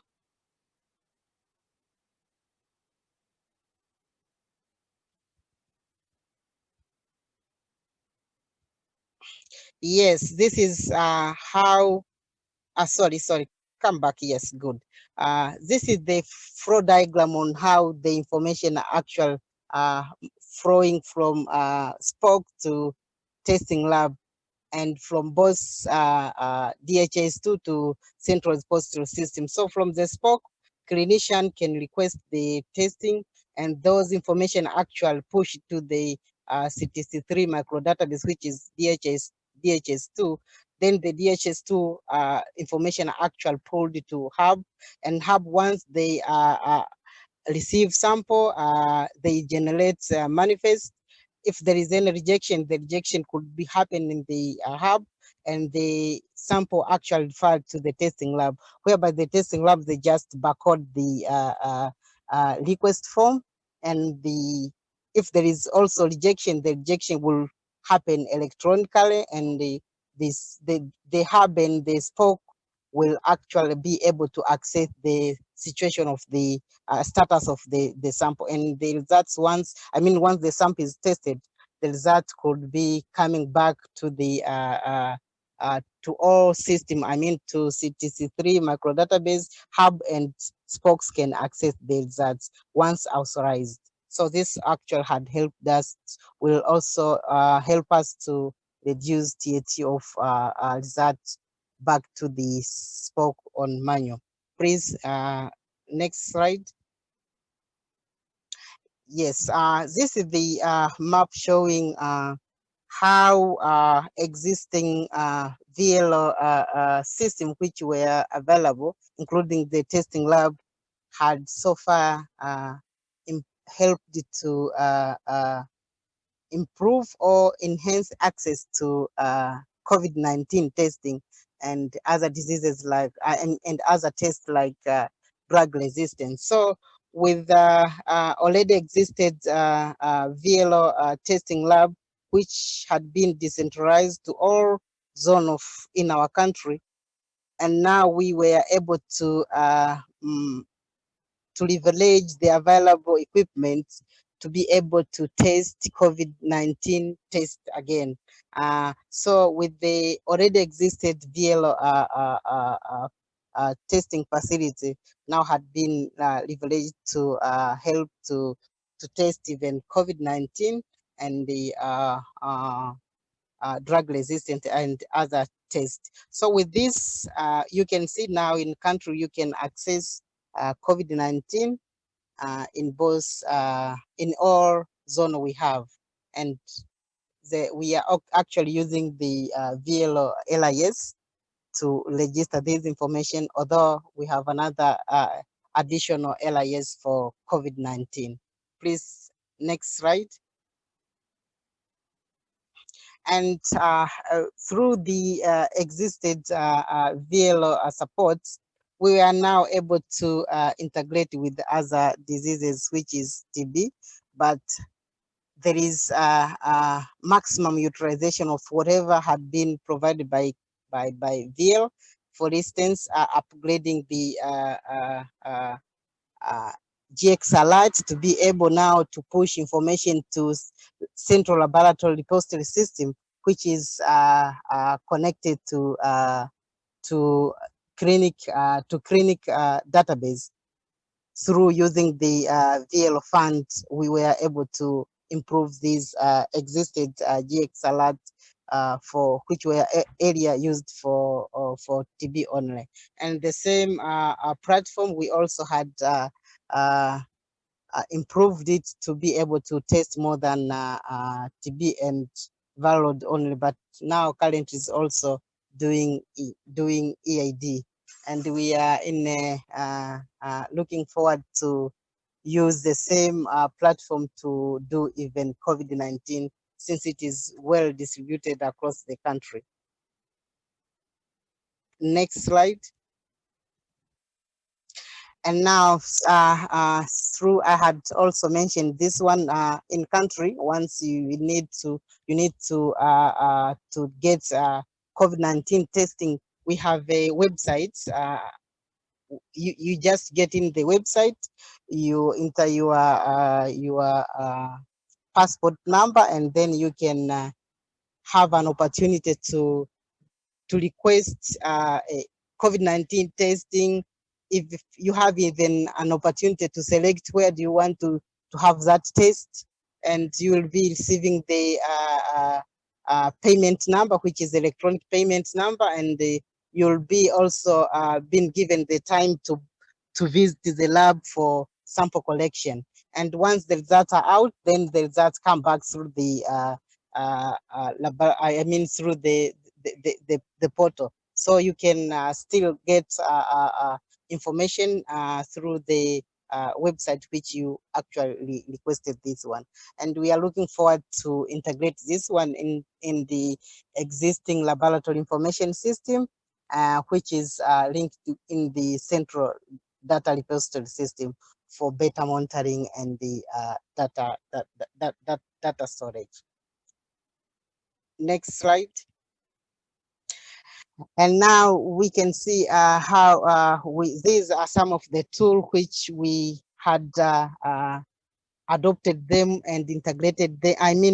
Adopted them and upgraded our database and the system to be able to accommodate the cascade monitoring of the client with high viral load at first time, and to monitor the completion of the enhanced adherence counseling for those who had high viral load above 1,000 copies. So this tool were actual, we had this one in 2017, but we are not in the our system. So our LIS were lacking this information, and we were not able to pull this information in the CT3 micro database. But now we are able to do that one.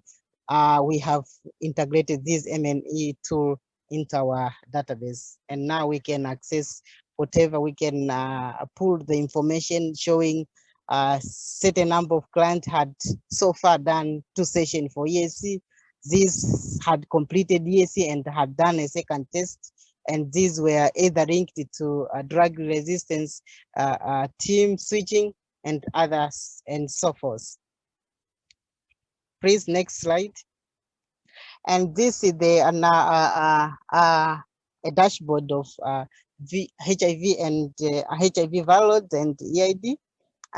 This had been improved using the VLO funds, which had now helped the country now to have this dashboard whereby the officials and other programmatic people to be able to monitor the progress of how many tests we have done so far, how many samples we had collected, how many results had been received, how many samples has been rejected, and to monitor the monitoring the activeness or practice in the testing lab.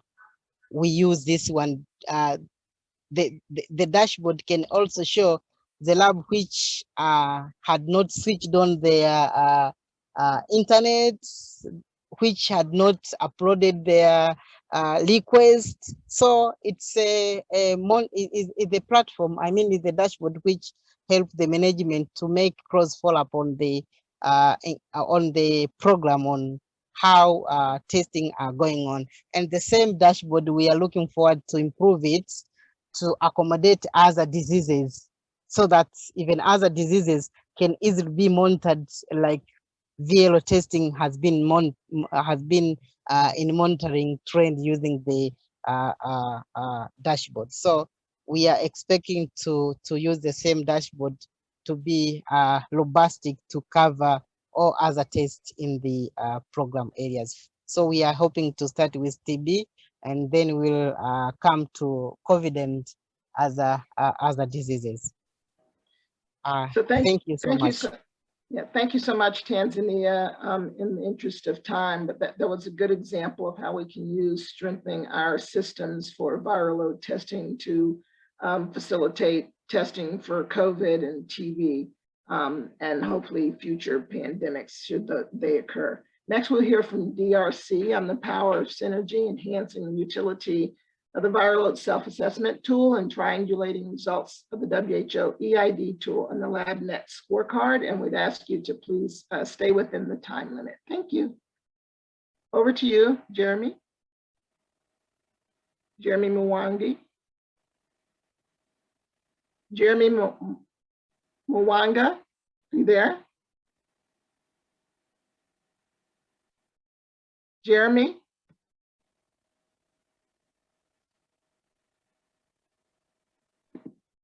I'm trying to find him. Don't know whether he has lost connection. He was on a few minutes ago. Mm-hmm. Jeremy or colleagues, are you there?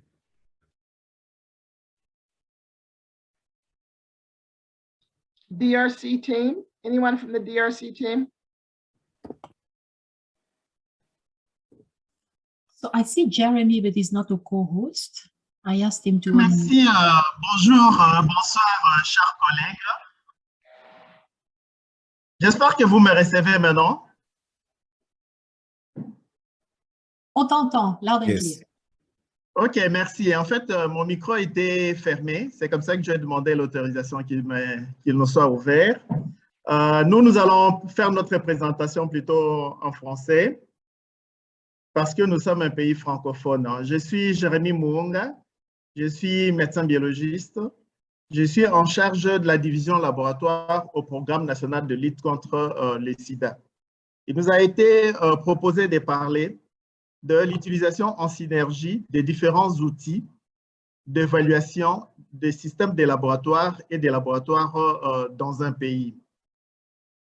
C'est les plans que je vais utiliser pour la présentation. Et là, en introduction, nous disons que la qualité d'un laboratoire médical garantit la fiabilité des résultats qui sont rendus.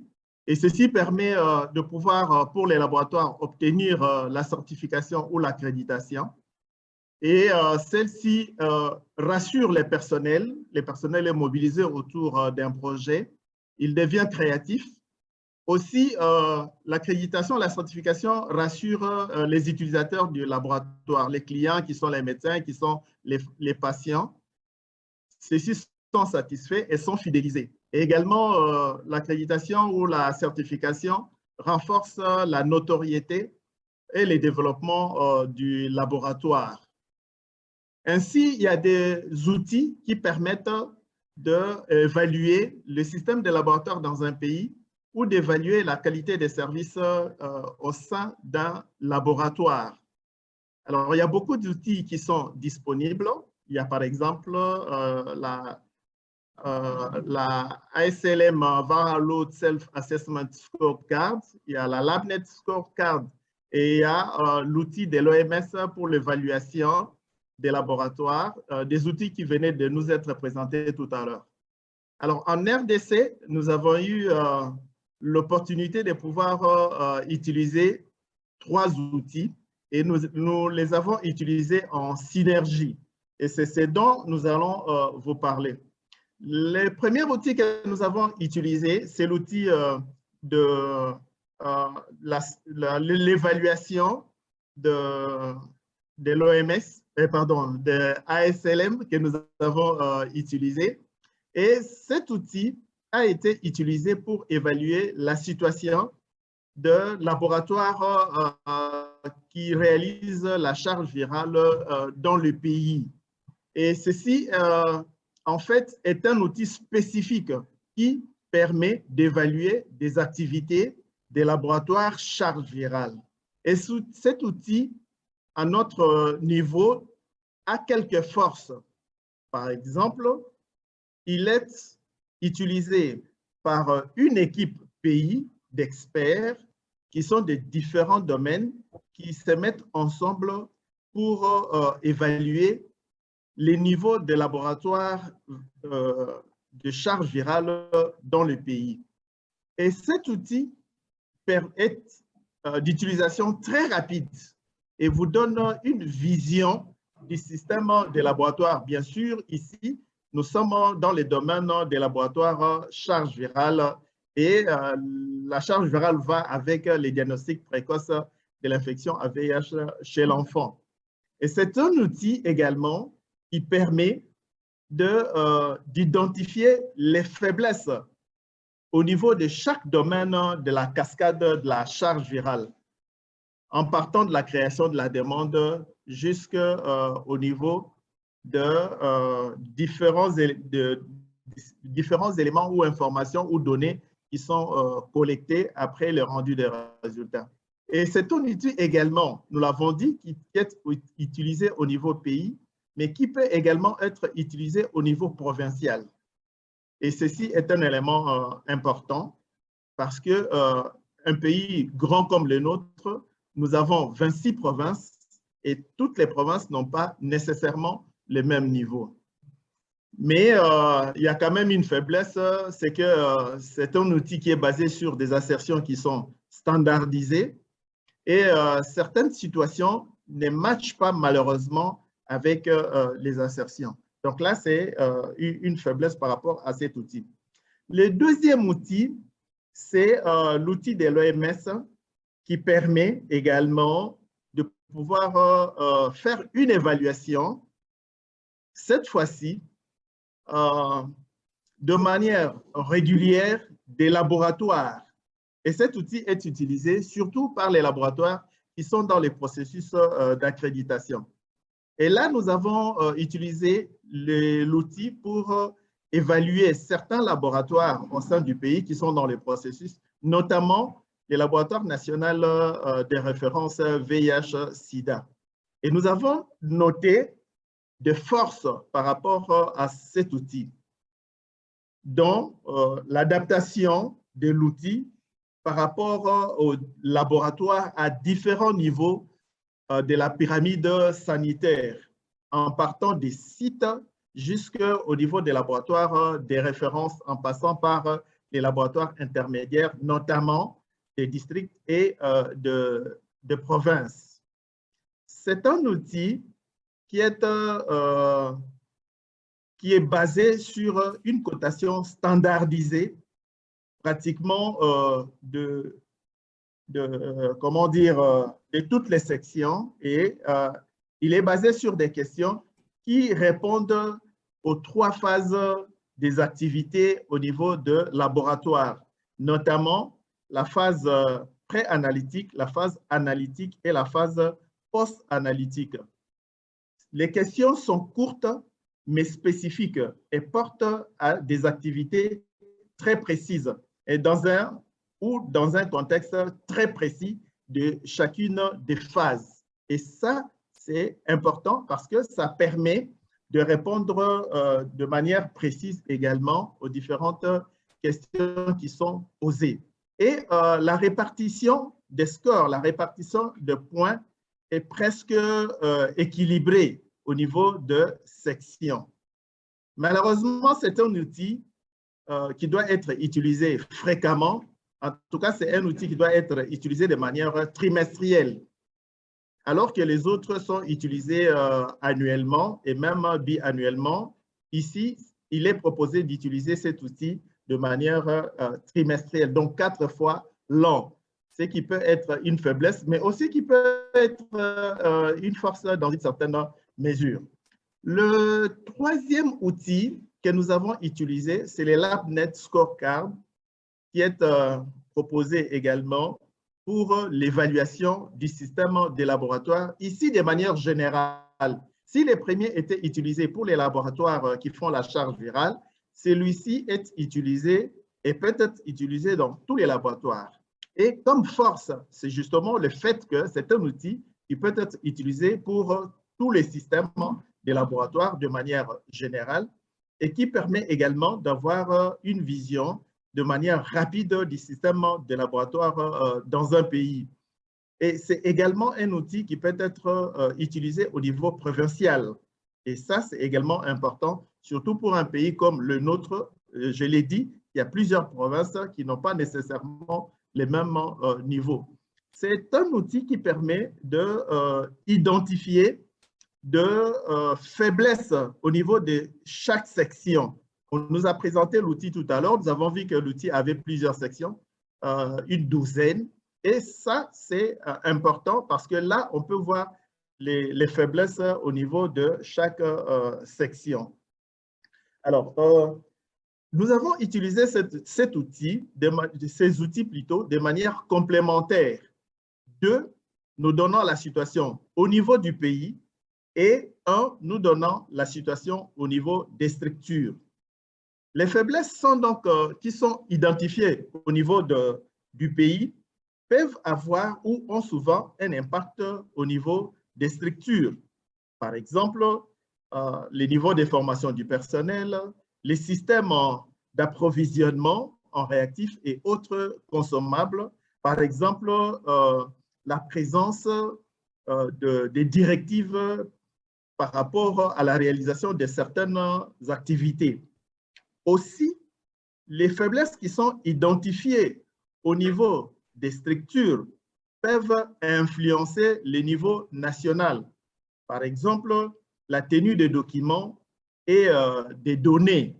Ceci peut se répercuter au niveau national où, par exemple, on n'aura pas des données comme on l'a vu tout à l'heure dans une des présentations qui ont précédé. Par exemple, également sur les rendus des résultats. Si les rendus des résultats est allongé au niveau des structures, cela peut avoir une répercussion au niveau national. Et donc, ces outils peuvent être utilisés en synergie et donner des informations qui permettent d'améliorer les systèmes au niveau national et même au niveau des structures. En conclusion, nous disons qu'il existe différents outils qui permettent d'évaluer la qualité des services des laboratoires.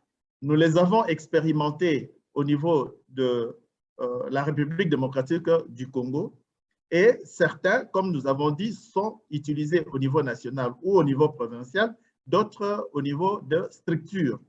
Une utilisation en synergie, en triangulation des résultats peut aider à améliorer ou à contribuer à l'amélioration de la qualité des services qui sont réalisés au niveau de structure, mais aussi dans l'organisation du système au niveau du pays. Voilà ce que nous pouvions partager avec vous sur l'utilisation des différents outils qui sont utilisés pour l'évaluation des systèmes de laboratoires au niveau du pays ou au niveau des structures qui sont des laboratoires.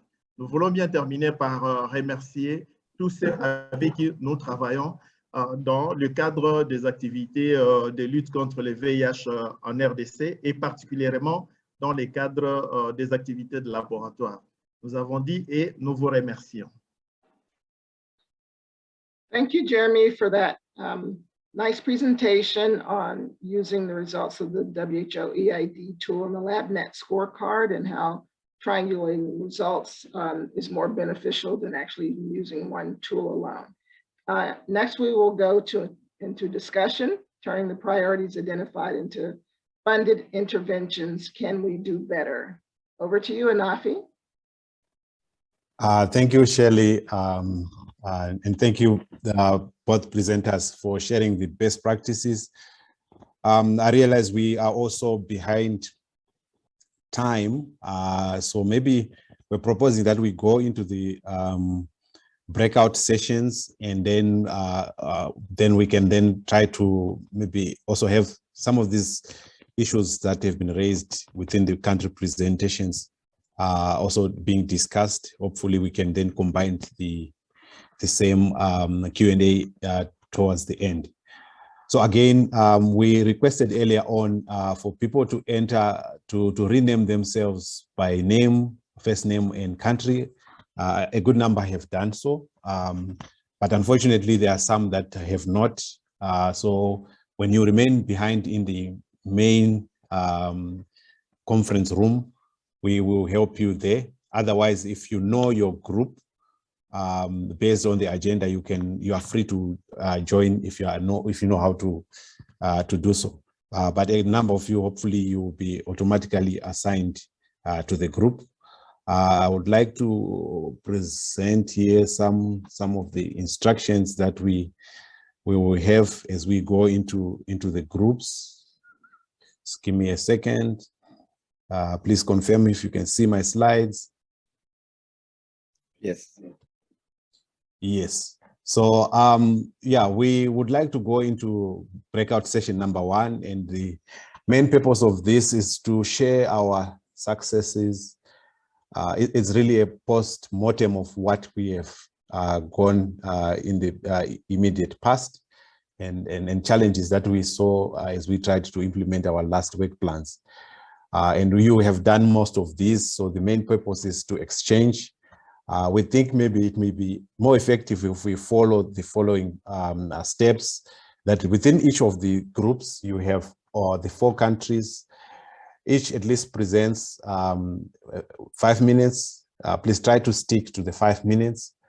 The 21, you present your 2021 summary based on the template that you had, following which you can have a group discussion.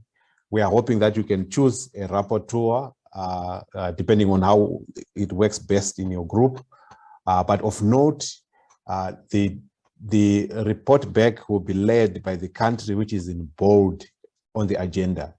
For example, on group 1, I think the country which is in bold there is Cameroon. So as you discuss after that, we want you to report to us, I think, what are the common things that you think all of you in that group are doing quite well, and what are the common problems that you are all facing there, and if any, what are the unique issues that you realize that they are unique for one country and not for the other. So I think those are the 3 main report back points that we would expect. The session is supposed to be 1 hour long, so we are hoping that if you take 20 minutes to do the initial sharing, and then you have the discussion going on, and within that last bit, you should also be able to capture the part for the report back. Let me also allow me to acknowledge 3 of the countries that I had not mentioned earlier on as they were joining. I think that was South Sudan. They have joined as well. I also want to recognize the presence of our colleagues from Ethiopia. And lastly, who did I forget? I know there are 3. Okay, so probably there are 2. Ethiopia, South Sudan. Yes. So we are going to be opening our breakout rooms shortly, and hopefully this goes as smooth as possible. So just to give you a few instructions, if you remain in the main conference room, there will be an option to choose the groups that are there. So particularly those that have not indicated their countries. You can simply just hover your name, your mouse to the group, and you will see an option to join, and then you can simply join. All the best, and good luck.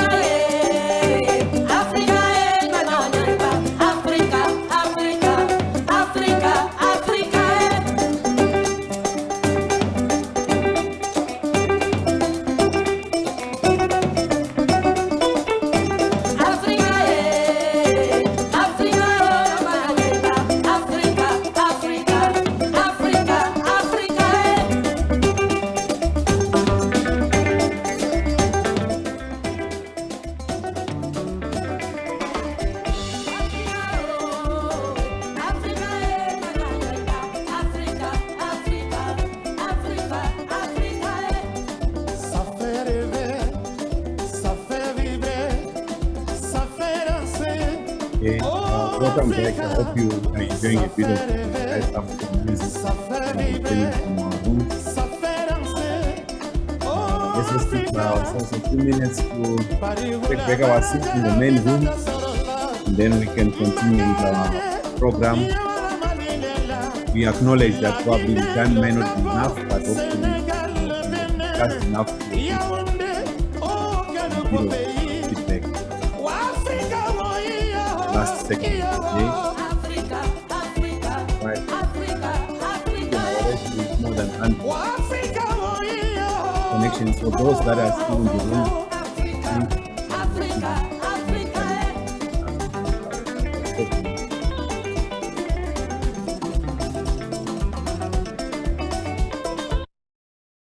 right. Okay. Stop sharing.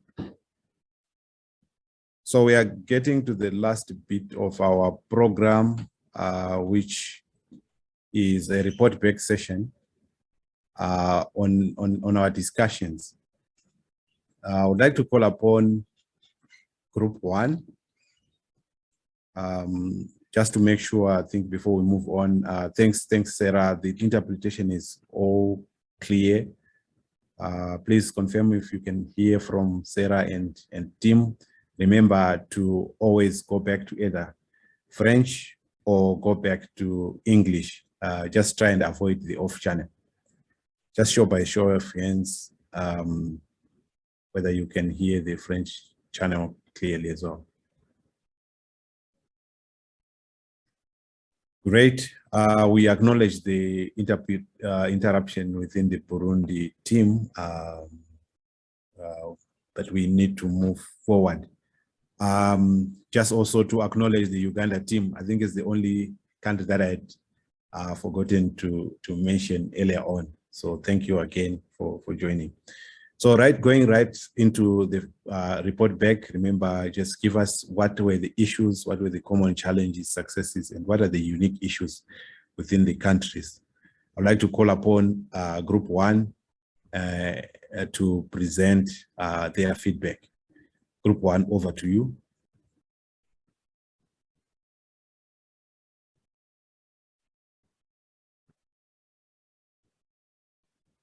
Group 1, is it Cameroon? Who is presenting on behalf of Group 1?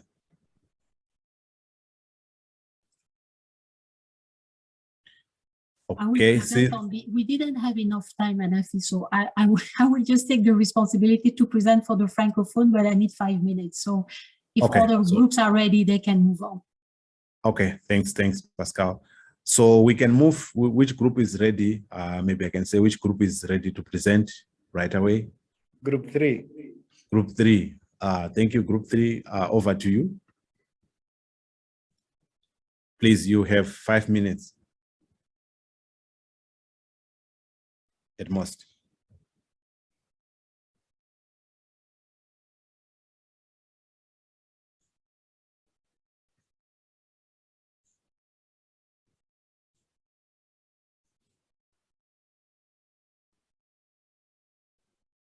Please go ahead. We can see a Word document on the screen.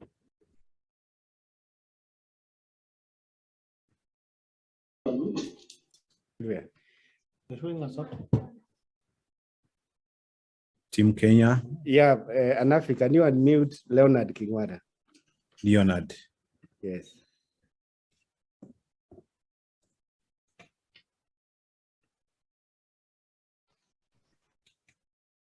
You should be able to speak now. Yes, so this is Kenya team representing the group 3. We had Sierra Leone, South Sudan, Eswatini, and Kenya. The key, I'll just quickly go through them. The key successes for Sierra Leone is multi-sectoral collaboration with BHMT, continued transportation from spoke to the hubs, multiplexing of viral load EID on point of care testing, and BSD multi-month dispensing. There are key challenges, non-functional limbs, sample transportation is not fully functional in the low HIV burden districts, lack of service contract, and funding gaps as a result of reduction of funding. There are next steps, procurement of a viral load platform to increase capacity, improving supply chain, intensify demand creation, and result utilization. For South Sudan, key successes, improving the viral load coverage to 60%, adoption of point of care, creation of facility line lists to improve on loss to follow-up, procurement of modern incinerators, daily lab clinical interface using WhatsApp to address result utilization by the clinicians, conducting joint FNQ with PEPFAR, and 3-year maintenance contract signed. Their key challenges were mainly on supply chain, identification of clients, and loss to follow-up on equipment, and challenges with the lab information system. Eswatini, the main successes, continued provision of viral load testing despite the pandemic, increased uptake of DBS, viral load testing, implementation of high viral load communication on a real-time basis using phone calls and SMSs, decreased turnaround time, establishment of a HIV-DR committee, and decreased turnaround time due with the establishment of routine review of disintegrated turnaround time. Main challenges of Eswatini, COVID pandemic negatively affected viral load service delivery, inadequacy of human resource to support filling of forms and subsequent utilization of the test, reagent stockouts due to prolonged lead time of suppliers. Kenya, key successes, funding availability for most activities for the year. Most of the activities are ongoing.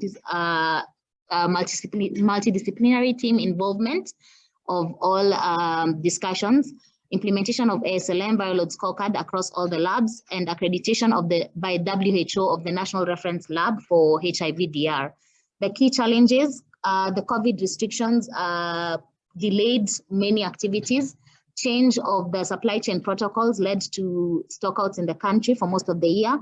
Lack of electronic tools for DNO and implementation of the that was not for there. So the cross-cutting issues for the challenges was the COVID pandemic leading to reagent stockouts, waste management, and sample integration and referral. Thank you. Thank you very much. So I think I'll call upon another group to come and present those that are ready. Group 2, group 2, are you ready? Malawi.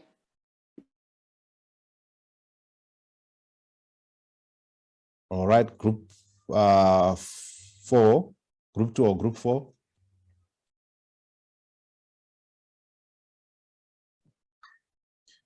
Anafi, can you hear me? Yes, there is a request here, please. I know I said 5 minutes, but kindly try to slow down a bit for the purpose of interpretation. It's a request from the interpreters. Yes, Cash, are you presenting on behalf of group 4? I just would like to highlight key pointers like the way the group 3 did, because we had no time to organize the presentation. There was also a problem in sharing slides from the team. So I may just highlight the key pointers from each country. And we had a presentation from South Africa, Nigeria, and Ethiopia. So I will start from South Africa. A lot has been presented within a short period of time. I hope I'm not fast. So regarding results, as you go, Gesh, I would kindly request maybe one of the team members because what we want to pick here is, I think, the main key common challenges and key successes. Maybe as you summarize, maybe it's one of the key members to capture that and share immediately after the today's meeting. So what is your request? Yeah, please go ahead. I'm just asking for one of the team members, Right, particularly the team that is in bold there, to take the responsibility of sharing with us the summary of Group 4 after today's meeting. Okay, thank you, Anafi. Okay, So based on the presentation from the South Africa team, I think in all the indicators they achieved 4 except result utilization. Regarding result utilization for timely result and sharing of data, they're using electronic data system, and they expanded e-labs and achieved more than even their targets. And they're also working on certain data pointers out of the expected 11 data pointers, 2 or 3 are not captured now, but they're working towards that. And regarding supply management, they are having this monthly meeting with the suppliers for distribution and challenges. That is a good experience. And regarding monitoring and evaluation, they managed to track specimen rejection rate successfully, and they improved it. And in terms of turnaround time, they even achieved beyond their target. 88% of the results is delivered within 96 hours, which is beyond the target, the national target. There was challenges like COVID, unrest, and there was also fire in one of the largest hospital lab. But beyond all these challenges, they improved result utilization as well as the other domains. Just in short, if I miss something, probably they can add after my summary. Nigeria, they scale up the viral load test service by expanding the platform, and they use also remote sample login and LMIs for data management and transferring of data, and engage viral load test labs in quality management for quality services. That is really great. I'm also impressed with the equipment maintenance approach they use. They embedded maintenance contract with the manufacturers along with viral load reagent and supplies. And they also do this regular review using monitoring indicators for equipment maintenance. And they have this regular meeting with the manufacturer to address the challenges and gaps they have. And that is really a very good experience, best experience that can be used by other countries. Ethiopia, they managed to capture 10 indicators or data pointers out of the expected 11 data point. That is really a great success. And they also use database for viral load, locally designed database and LIS system. And they also do have assigned person managing viral load data. And they are working toward this electronic ordering and delivering system. They are working on that. They already started. They do also regular supervision for viral load result utilization, and they established a point of care for testing pregnant and others. And the TAT data management system, it is improved, but they are still working on the data management of high viral load result for tracking that data. And they do have this bi-weekly test follow-up meeting using a tool to monitor their gaps and the challenges. That's really a good practice in terms of equipment maintenance. They have the contract with manufacturer, and they also do have backup machines for uninterrupted services. So all these things are really, really a great success and improvement, even if there are still some key challenges. That's what I can say. Probably from the country team, if they would like to add, probably you can give them like one minute for each country. Anafi, back to you. Thank you. Thank you, Gesh. So let me quickly move on to group 2, Malawi. You should be able to just kindly stick within the.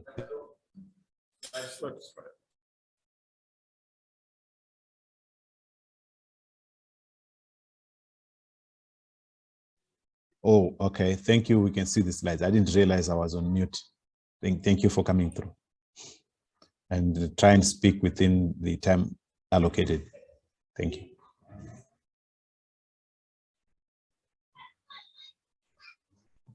Please go ahead. We cannot hear you if you are speaking. You are probably on mute.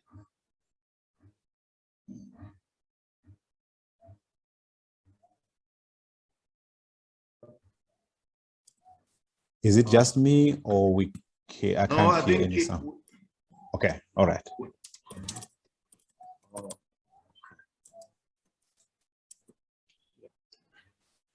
Thank you, everyone. I'll be presenting on behalf of Group 2, which comprises Malawi, Zimbabwe, Zambia, and Uganda. What we're doing is we're looking at cross-cutting issues across the 4 countries, looking at the common areas in terms of successes, challenges, and also priority areas as our way forward. In terms of successes, as mentioned by all the groups, there was the issue of enhancement of demand creation. As it's indicated that there is really some low demand in terms of viral load testing. So we want to involve a number of partners and also other stakeholders that will enhance the issue of demand creation.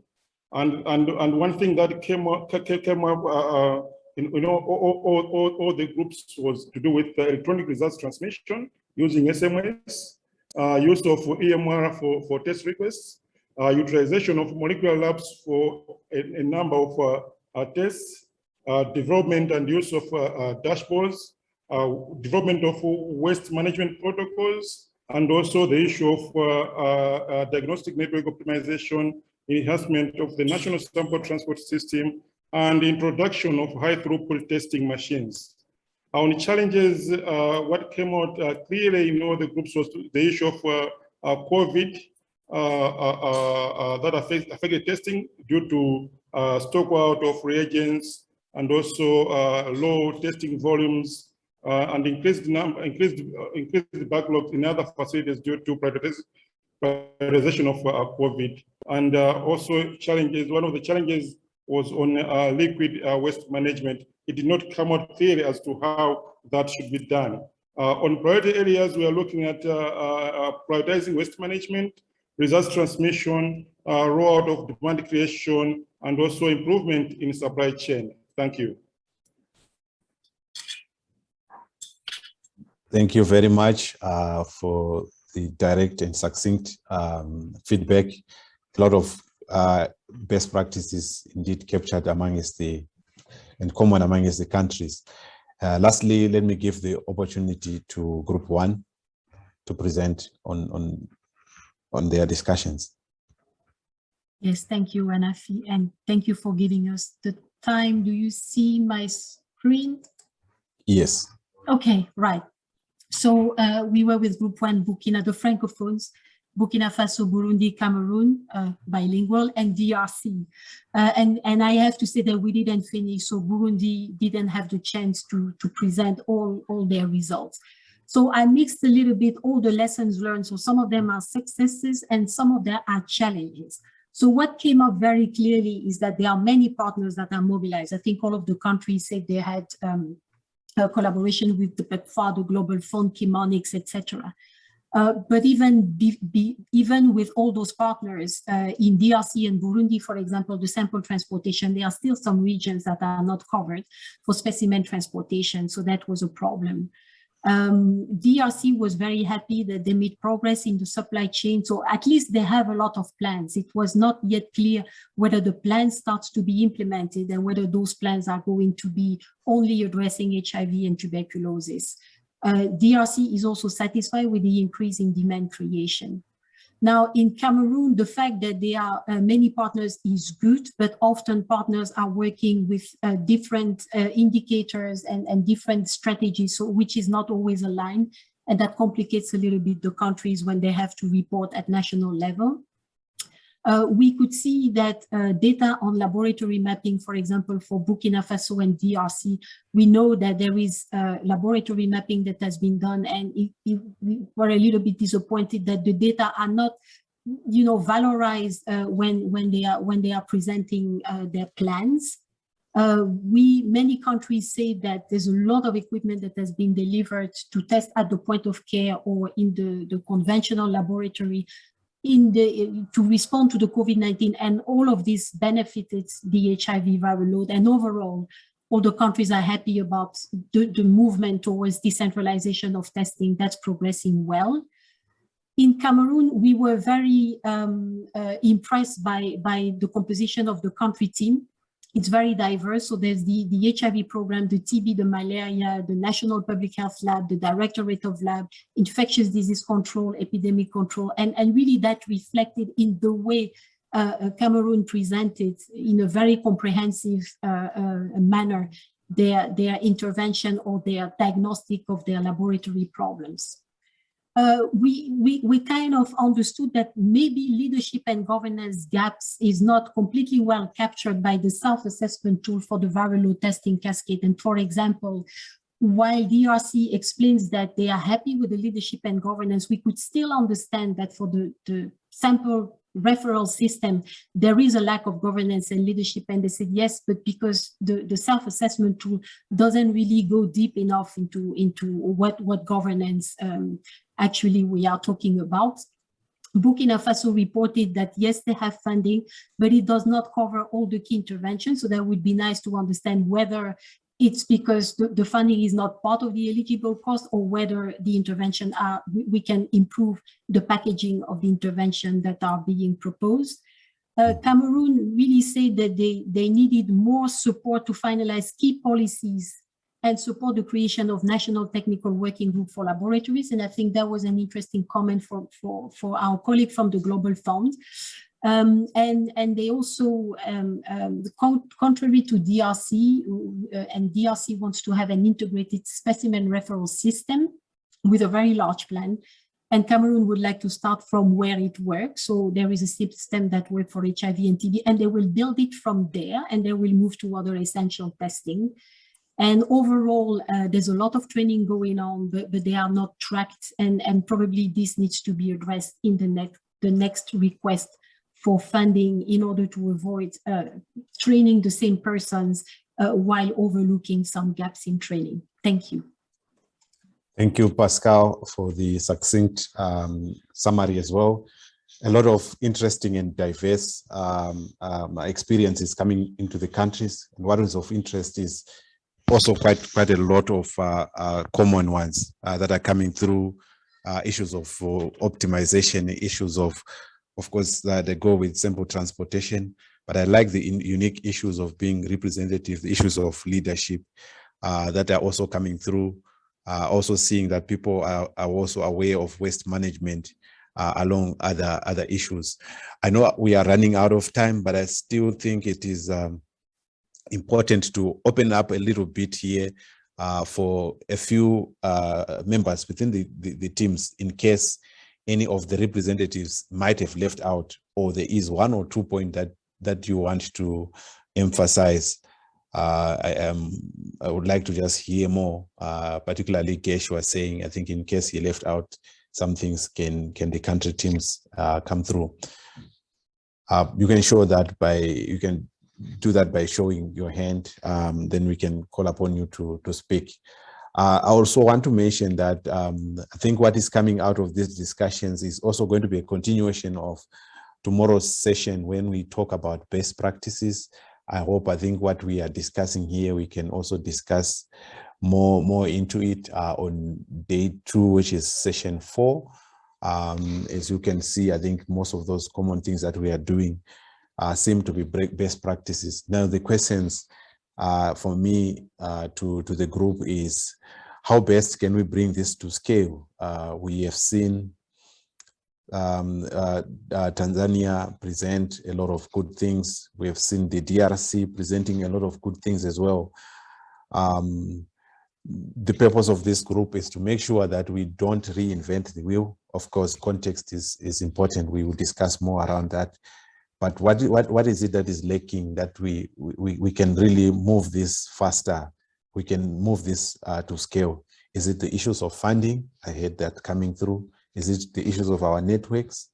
Is it the issues of our leadership? So I'm just trying to summarize the discussion by posing questions. And maybe before we try and knock off, I'm not seeing any hands that are coming through here. Neither am I seeing anything in the slide do as well. So before I call upon my colleague Francis, I would like to request all of you that, as we would have done in a face-to-face meeting. I remember our last face-to-face meeting, which happened in Addis 2019. We had a very nice photo that we had, which the photographer actually took an aerial view of all of us. But whilst this is not also an area view, but I think it's also an area view because we are using the satellite. So I'd like to ask all of you to open your videos so that we can be able to at least take some group photos that we can also share. I think we have 5 pages here, so I would prefer to take all the 5. I can still see people are still opening. Shelley, yours is still off. Yeah. Okay, Arnold, Goodrich. Yes, Levi, my brother is on now. Great. So I'm going to take.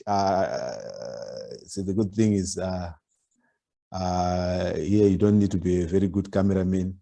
I just take screenshots for page 1. Please show a smile. I know it has been a long call, but it will be lovely to just, yes, Abjit, I can see your beautiful smile. Constantina, your camera is still off. Wonderful. Thanks, Sage, for opening your camera as well. Great. Chileshe, greetings from Zambia there. Page 2, I'm done. I can see also page 3, Robert, yours is still off. Tanzile, Clement, most of the people on page 3, their cameras are still off. Right. There you go. Beautiful. And lastly, the last page here, Joseph, Salvatore, your cameras are off, please. Cash, we also want to see you. Right, wonderful. Great. Thank you very much for the nice and beautiful group photos. I'm going to be posting these in the WhatsApp group right away.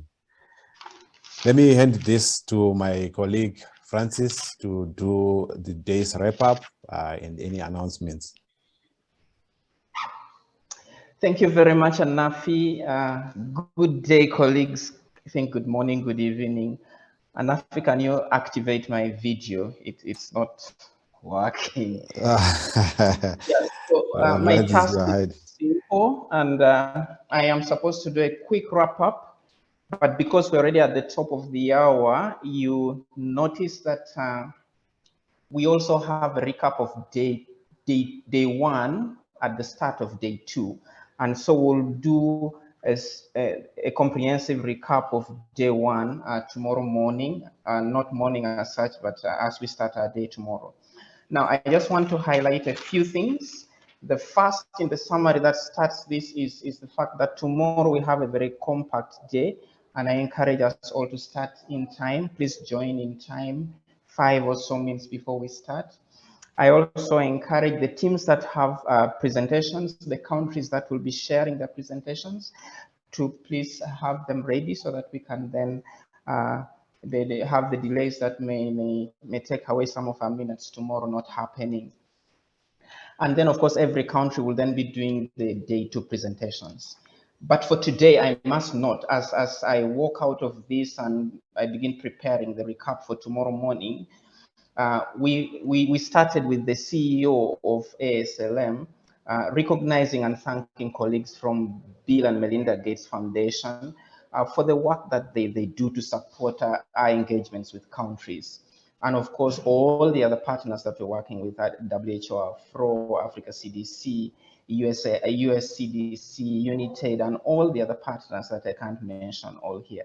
But most importantly as well, the country teams that are really doing the functional work that is driving the improvements that we are seeing amidst all the challenges.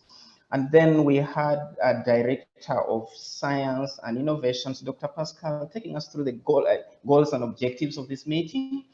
And I think I can't forget to note that she indicated that even with all the challenges within the pandemic that we are faced with, we still have to make progress. And I think we are making progress as a community of practice. We've moved from 11 countries in 2017 to 16 countries as we stand now. And that is not a small thing, but looking at the different indicators and domains that we're working through, it makes a lot of sense that actually the progress that we're making amidst all the limiting challenges are really recognizable.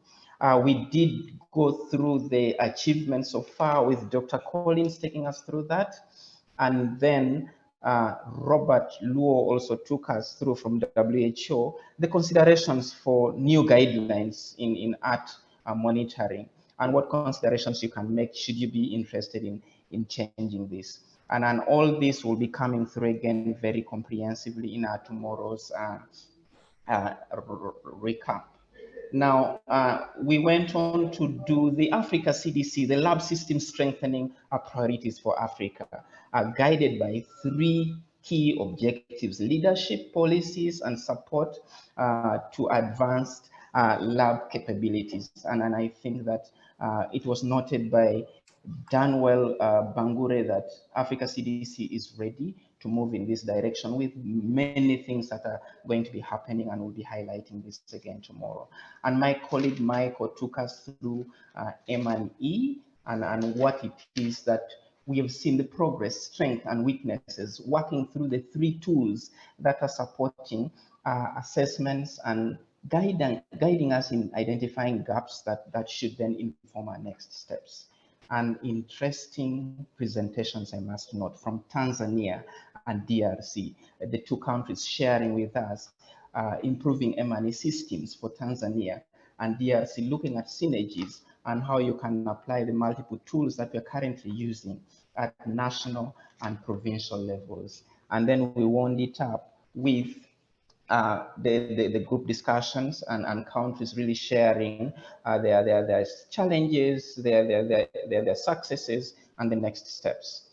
So with this, I will call today to an end and wish you all a very good afternoon, evening, and a day ahead of you, depending on your location. I will see you again tomorrow at 14 hours East African time.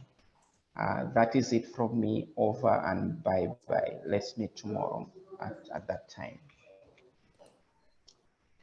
Thank you, Francis, and thank you, everyone. Been a wonderful session. And also, I know you forgot to mention our beautiful and wonderful interpreters that we have to make this a success. I acknowledge the hand that Samira is lifted. Samira, if it's not urgent, can we take on your question the first thing in the morning? Thank you and have a good evening. See you tomorrow.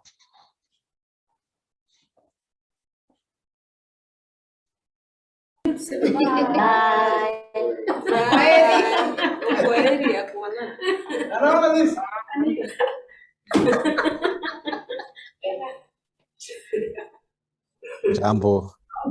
Jambo, bye.